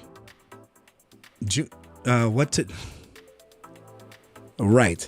Okay. Right. So ticker symbol Viri. Yeah. We're still facing that reloading that we were talking about yesterday, right? So, let's see if we can get a tighter downside. I know I spoke of the range of about 185 to around 170, or I'm sorry, 181. Yeah, 181 could be an area that we can look at for a bounce here. It's still looking good, right? I was talking about this earlier. I was saying that when you meet the statistical upsides that we were looking at, right? I was talking about the buy daily volatility versus momentum that we were talking about, right? Not the 5-day. I think I already closed it off too, because that already kind of happened, right? So that statistical move to the upside absolutely got that perfect target. Not only that is that the target was met perfectly with this symmetrical triangle, suggesting this top side of about 210, right? So we got that 209. We were talking about 206. We got that retracement. Huge shooting star candle here. Definitely suggesting a downside here, but the downside is very, very limited. I'm not seeing this as a there could be still another touch of that side of 209 by next week sometime before we can actually face a retracement to meet and validate the validity actually of the SMA 250 cross. Okay, so this is the golden cross. We have to validate that SMA 50 at some point. I'm thinking maybe next week we can get another touch to the upside here, and then a pullback to around 144 to 154 for that validation of the SMA 50 potentially located there somewhere in the near future. Then we could get that bounce to the upside, as that's literally what price action has been doing anyway, right? It has been literally going upside, then kind of retraces back everything it got, upside, and it comes way back, right? Upside comes back, upside comes all the way back down. So it's natural, right? We're looking at that same ebb and flow right now. So yeah, but we're in one of those pullbacks, allowing even yet more bulls get long the ticker, right? So this is actually a very good thing for the asset. So yeah, that's kind of what I'm looking at, my brother. It's very much following the plan. I am still very bullish the asset, and to be very clear, I am not long the asset either. Okay, you guys, so let's go ahead and you said never mind, we are validating. So yeah, exactly, we're still validating those supports. Sorry, I didn't read that further comment, right? So FFIE reloading at 34.6 if I remember correct. Let me actually look at that one more time. So FFIE, let's go back to Faraday and see that potential reloading. Okay, so I mean, we already got that 37.24. It was particular to this candle here. I thought that we could reach around 36, maybe 48, 36.52. Right, so if that's still the case, let's see how we can get that to happen. First of all, 4-hour time frame. Look at here, we're getting a retracement, right, and we're increasing volatility. So if we're increasing volatility with a downside pivot, that is usually bearish. Okay, so that could be that reloading zone that we're looking for, right? So in the 4-hour time frame, we also have another area to look at, right at around 36.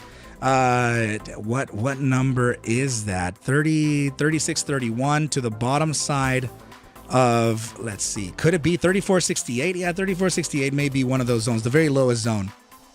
Okay, or 34.76. Keep an eye on that, my brother. There's still a downside being formulated here. Also, take a look at your RSI. Downside RSI right here. We need to get that validation of the SMA 14. Since we broke out, we never got that retracement to come back and test it. So keep a close eye on that, my bro. But yeah, I definitely see a reloading here for another upside move. There's a high potential that it may not even reach the targets that we're talking about, right? SMA 10 located at about 34.76, right where the SMA 10 is located too, right? So there's a lot of confluence here. And to be very clear, I am very much a fan over what's happening here. It's only allowing some more bulls to enter, right? So go ahead and notice here, one spot 618 located right at 34.55, literally where that SMA 10 is. So yeah, highly likely that support range 36.10 to 34.55. Keep an eye on that target, my bro. I think it should be good. Rocket Lock, what's up, man? COSM makes me cry. LOL, hello, Arca. Hello, my brother. Good to see you here. Let's go ahead and just give it a quick gander.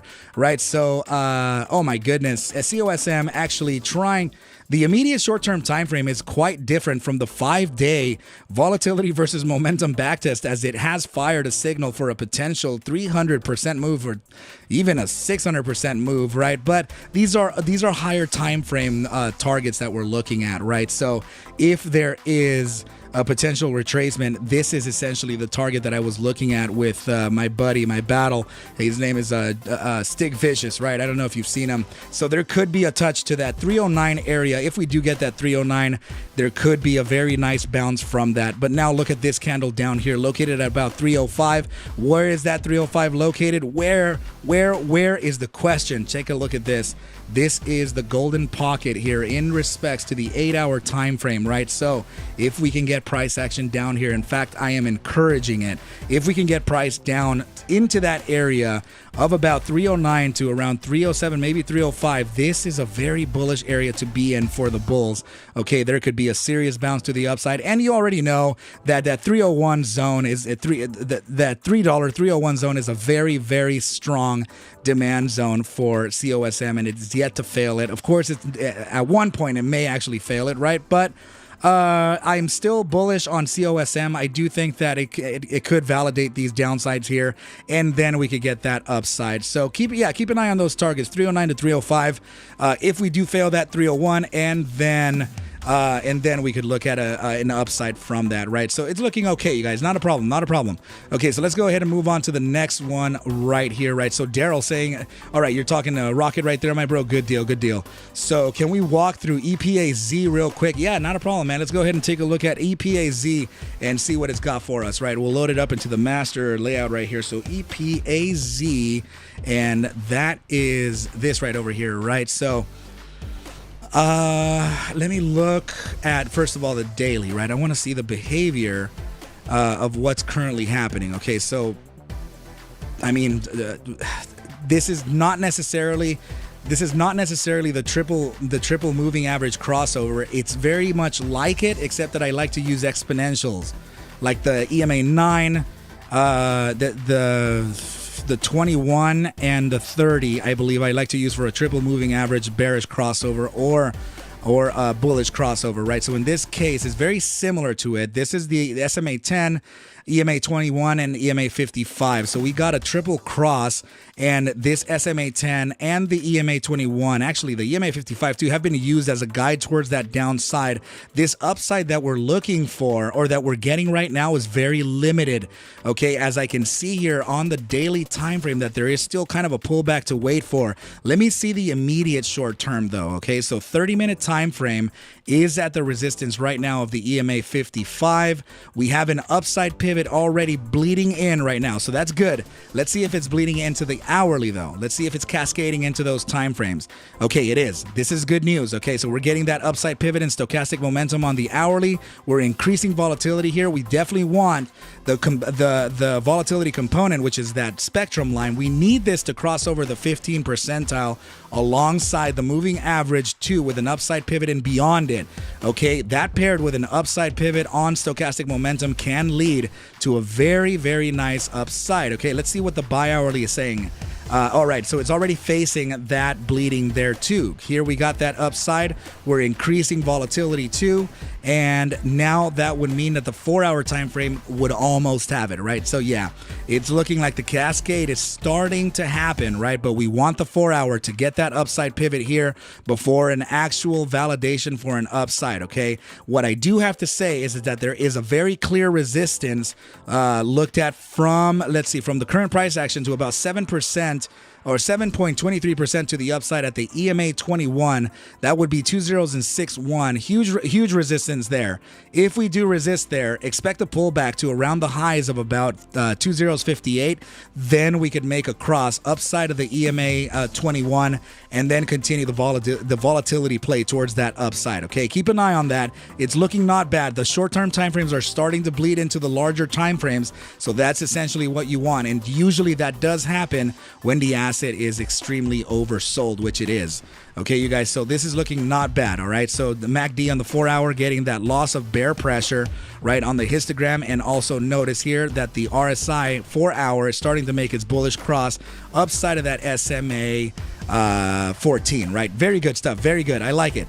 All right, you guys, so let's go ahead and now look at the next one real quick before we end off the day, right? So the Silver Cross Rocket Lock it consists of the EMA 21 or the EMA 20 crossing upside of the EMA 55, right? So just like this here, you get that silver cross, and then you get a validation and a huge upside pump, right? Historically speaking, it is the Golden Cross's little brother, right? So the Golden Cross consists of the SMA 50 crossing over the SMA 200. Silver Cross is arguably the EMA 20 over the EMA 50 or the EMA 21 over the 55, right? So that's essentially the strategy for the moving average outlook, right? So keep an eye on that. And I don't think that this is quite ready for a silver cross just yet. In fact, it's rejecting the cross right over here. Now we have the moving averages expanding. When we start to get the converging of the moving averages like this here, when it starts getting tight towards together, that's the area where we start looking at a potential cross. Of course, it doesn't always happen. We have to look at the broader markets too. But what I can say is that there's a lot of bulls rejecting the downside and a lot of people averaging down as this thing is falling. All these wicks to the downside, you want to see that. You want to see wicks to the downside like this on a downtrend, because that indicates that there is a lot of interest in the asset, okay? So yeah, it's looking not bad, my brother. I would keep an eye on the targets that I spoke of, but it's looking okay.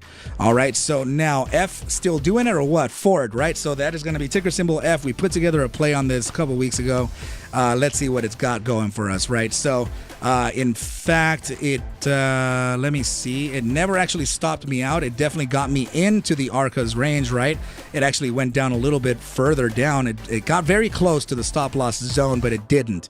Okay, so that's good. And let's see if it's met the upside targets. Okay, yeah. So bullish engulfing on the daily, closing in 2 hours and 25 minutes. The top side target, I'm still going to favor it, bro.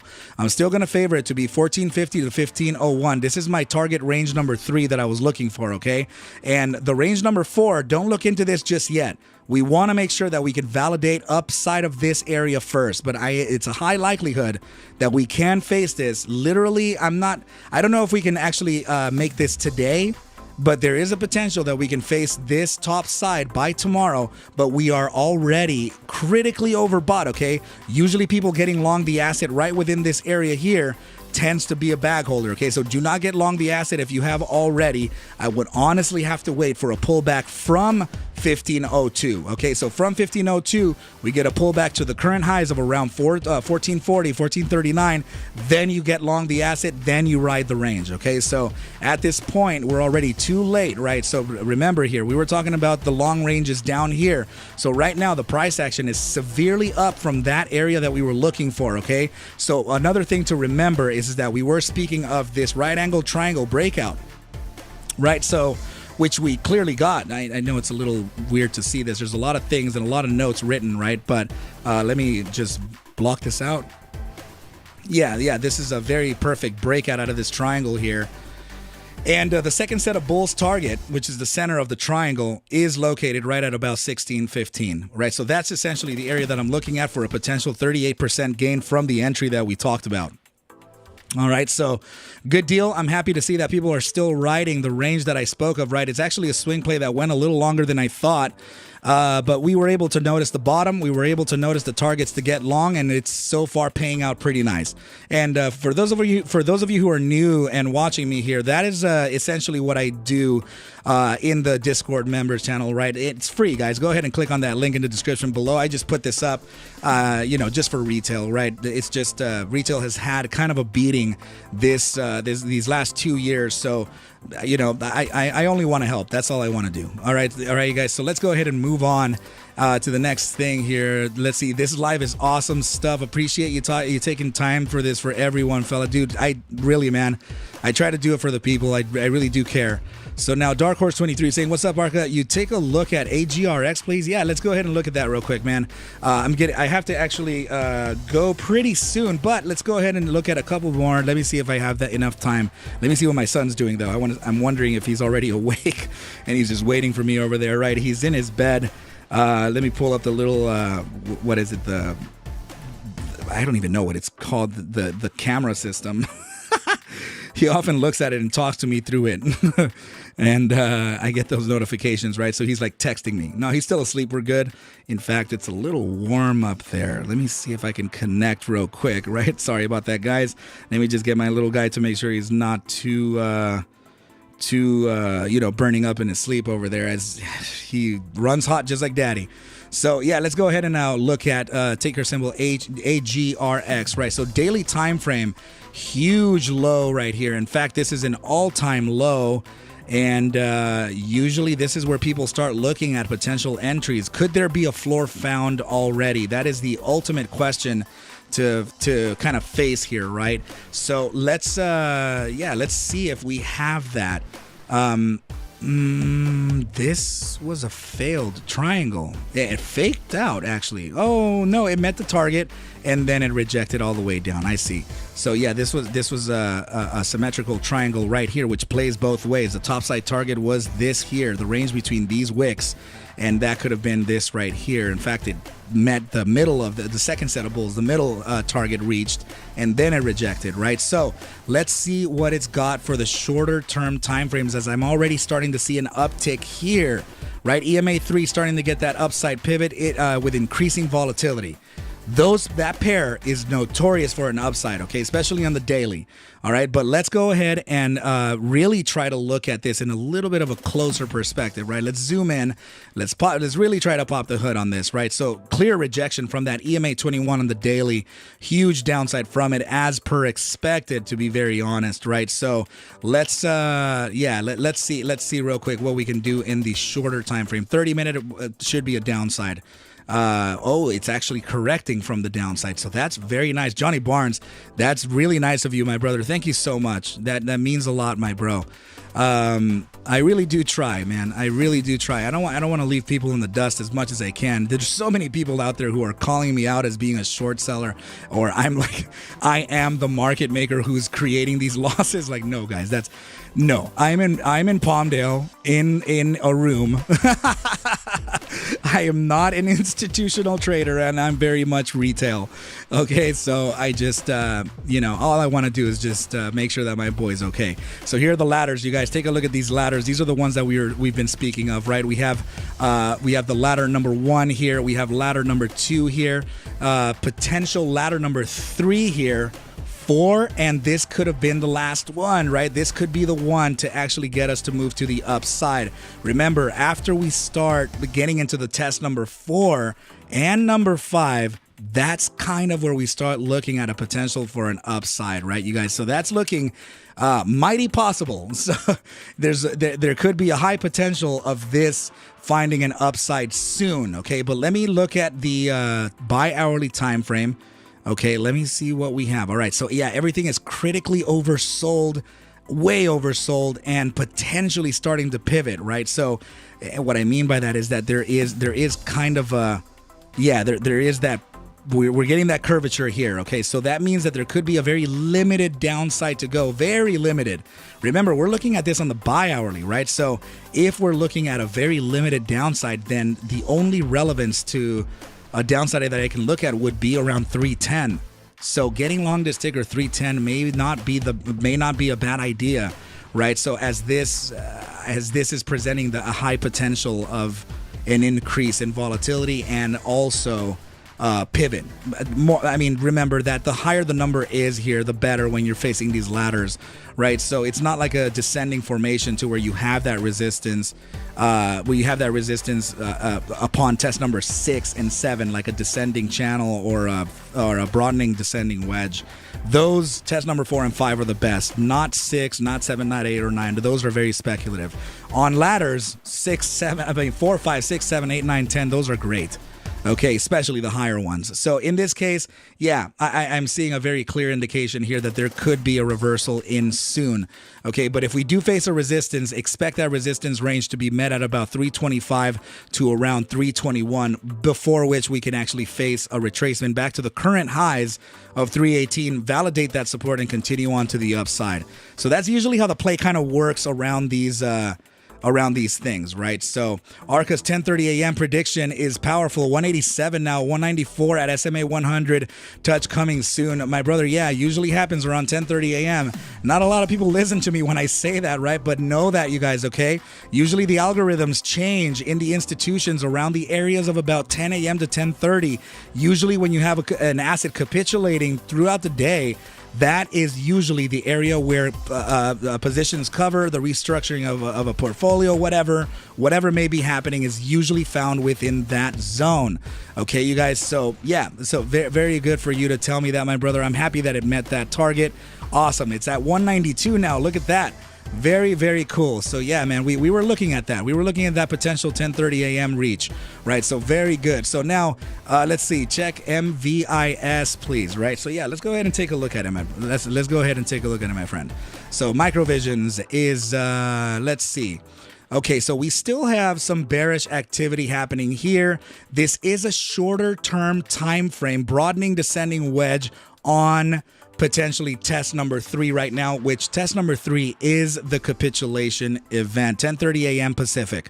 All right, so let's go ahead and take a look at that now. Okay, right here is the trend line that you're looking at and that you want to favor, right? So this is what I mean by test number 3. Okay, let me just go ahead and make sure that I can get all of the contact points kind of together here, right? Just like this.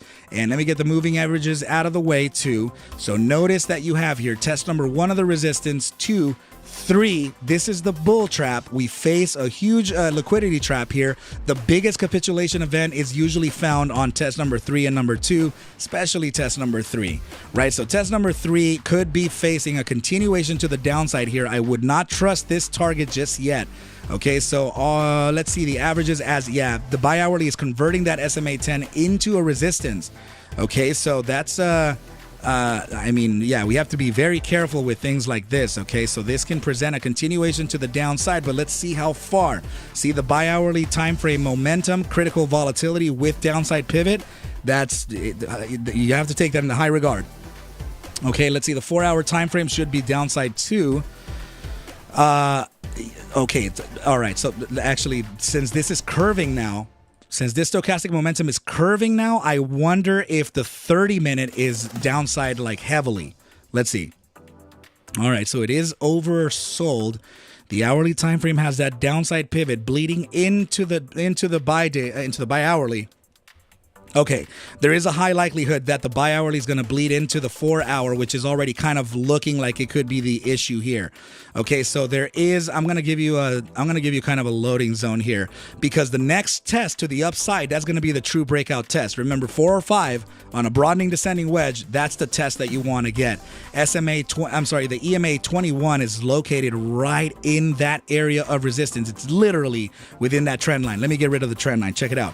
Right there, literally right there. Let me put it back in and check it out. Curious that it's right at the resistance, right? So I think that we can get a loading zone here I would say, yeah, from this candle here to about this candle.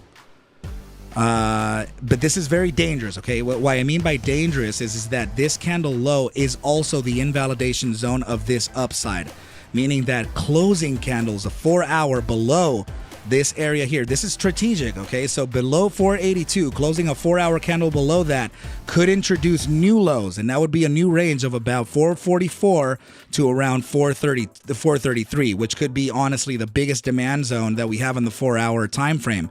Okay, so I would wait for a pullback into this area. Do not gain entry right away, right? Of course, I'm suggesting paper trading here, right?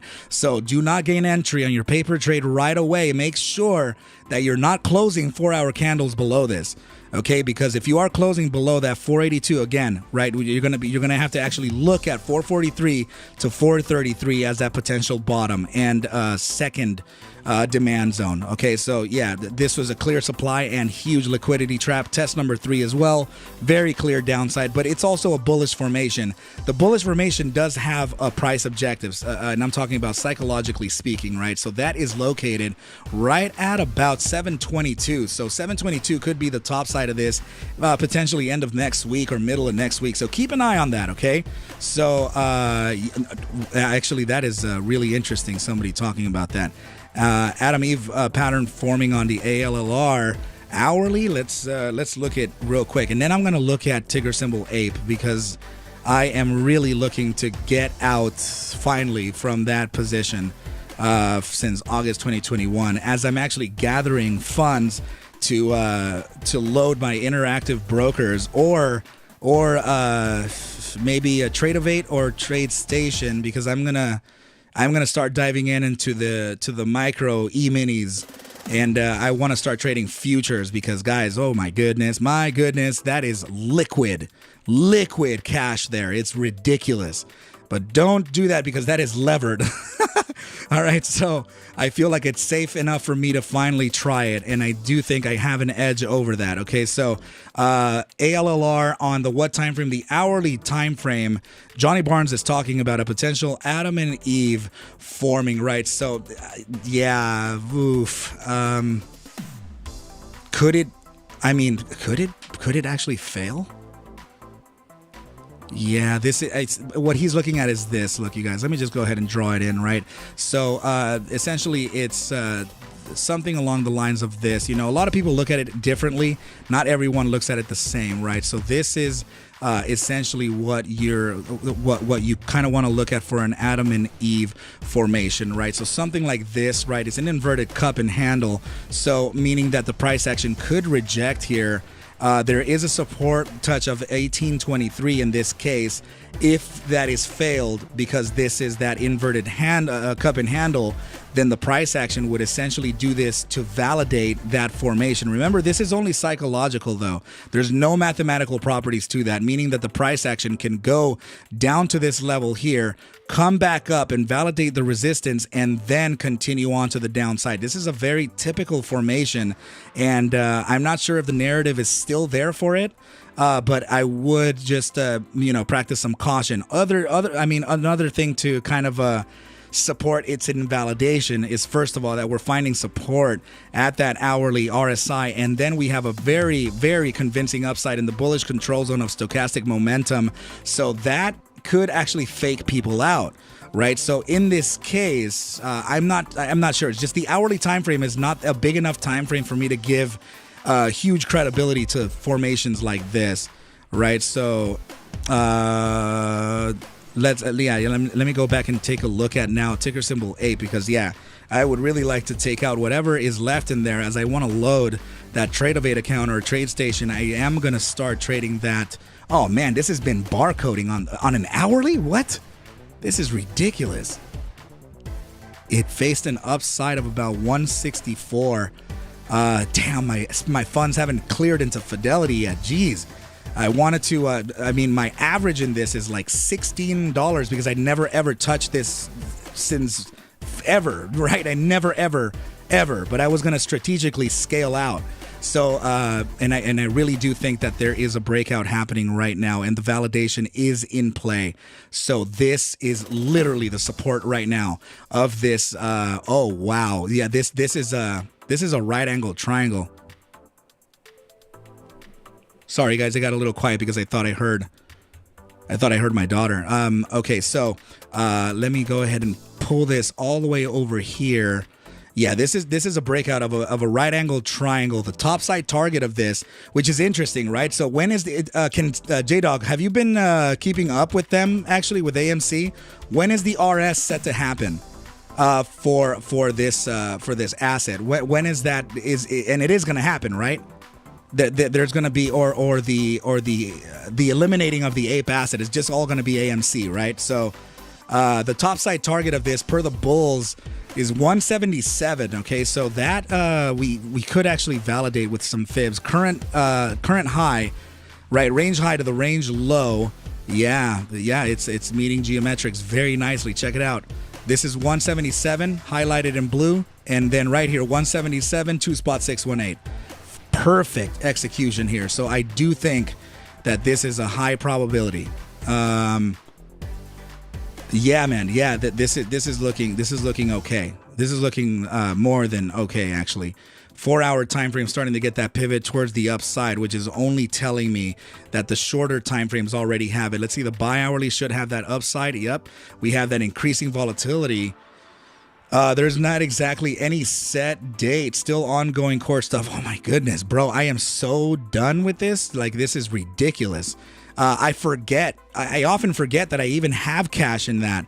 There have been several opportunities for me to get out, and I just I put the limits there, and then I just say to myself, well, whatever, it's more for the cause. We'll just go ahead and just keep it for the movement, right? For market equality. Arca the ape. I long ago changed that narrative, right, you guys? So thanks for answering that, my brother. But yeah, guys, I honestly think there is an upside to be looked at here. Hourly time frame stochastics. Let's see. Yeah, that upside is bleeding in. It's cascading. So this is highly likely going to continue to the upside here. So this is where I was saying that I wish that I could actually load up because I'm talking about 167 shares at a $16 average or something. If I buy at $1.63, $300, I'm going to get like 380 shares. My average is going to come down all the way to the fucking floor. Oh my goodness, guys, I let me see where the hell my fidelity is doing. I'm so pissed at this freaking ticker, man. I'm just going to grab all my different trading, all my broker funds, and I'm going to put it, I'm going to allocate it all into one. I'm going to put it all into the futures trading because that is essentially where I'm going to multiply whatever yeah, come on, guys. Come on. Let me know what's going on here, man. The Fidelity app looks kind of cool. It's just they execute so freaking slow.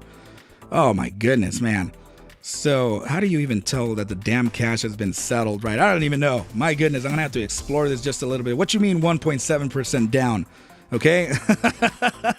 All right. So, yeah, it's nice to know that the $8,000 are worth $1,300. Oh, man. Yeah, the AMC is literally the reason why it turned into Arca. I will never do that again. So, squeeze plays are very dangerous to play, right? You guys, my mentor even told me, get out. Don't trade that. You're going to lose your account. And I'm like, man, I'm not going to lose nothing. Of course, I lost 90% of it, right? So everyone has to blow up an account here and there, man. It really is a really steep tuition to learning how to trade and then eventually getting your ass handed to you and then just be like, you know what? You have to sit down and really not look at this like for money. Oh, man. So just curious, why would you go out before the conversation though? I'm sorry, why would I what? There's like this huge like emoji there that I can't see what you're. Yeah, what the heck? Why can't I see that? That sucks. Why would you get out before the conversation though? Oh, that's a good question. That's a good question. Okay, so oftentimes, especially with AMC and Ape, right? The price action will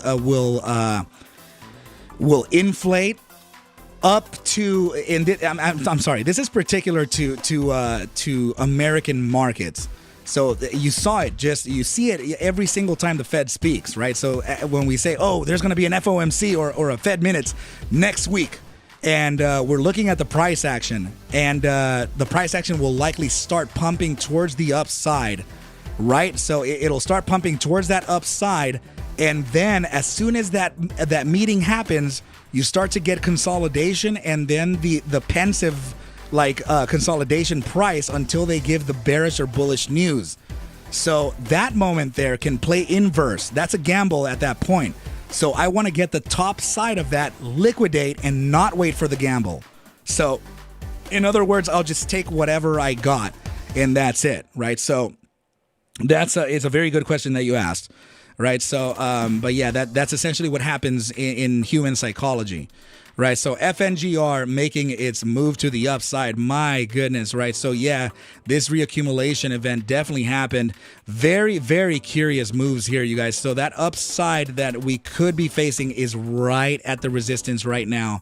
Okay, so that's right at the 3.618. If we start combating this, if we start beating that 192 area of resistance, then yeah, 203 to 210 would be the next area to look for, right? So ticker symbol FNGR finally giving back to some, right? But remember this, okay? You're on let's look at the daily time frame, okay?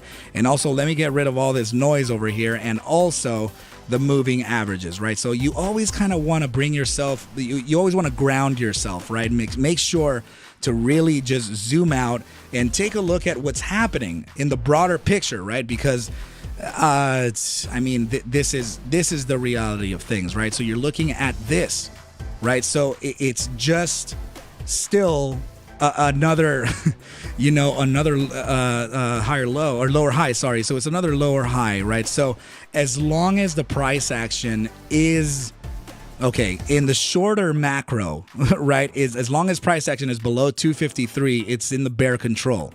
Okay, and now in the upper time frames, like really heavier macro time frame, as long as we're below 455, we belong to the bears, right? So this is essentially why I'm saying, this is it's good to notice what's happening here, right? But it's also good to ground ourselves and notice what's happening here, right? So, in fact, what you're looking at is honestly the take profit from an ascending channel.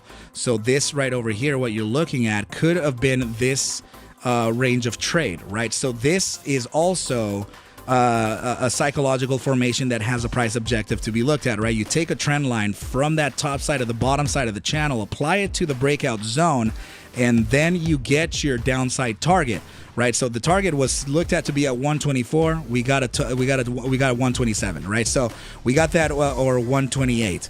Right, so very close to the target itself. Okay, so from that point, we actually had a huge rejection. Why? Because that's literally the wave number 2 high.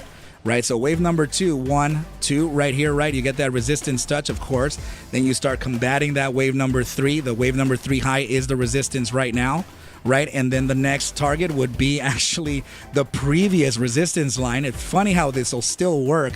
The next resistance could be located at around 254. Right, so I forgot where I had the.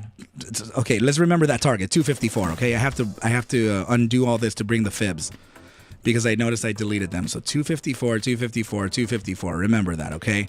So let's see what we have as far as the 254 target. Okay, well, actually not. I thought I had it further down. 210 is the 4.618.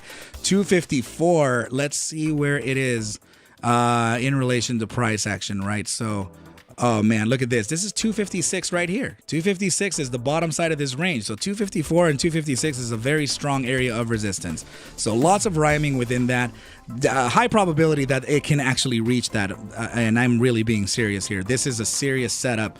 You have increasing volatility here, but volatility increasing from this initial area. So meaning critical volatility getting this upside here, and paired with stochastic momentum, that's a pretty powerful move. Okay, so something could be happening with ticker symbol FNGR. There could be temporary covering of short positions before they allow the price action to become really liquid right into that area of about 256, 254, and then they could actually re-short that top, right? So now this top side right here, look at this.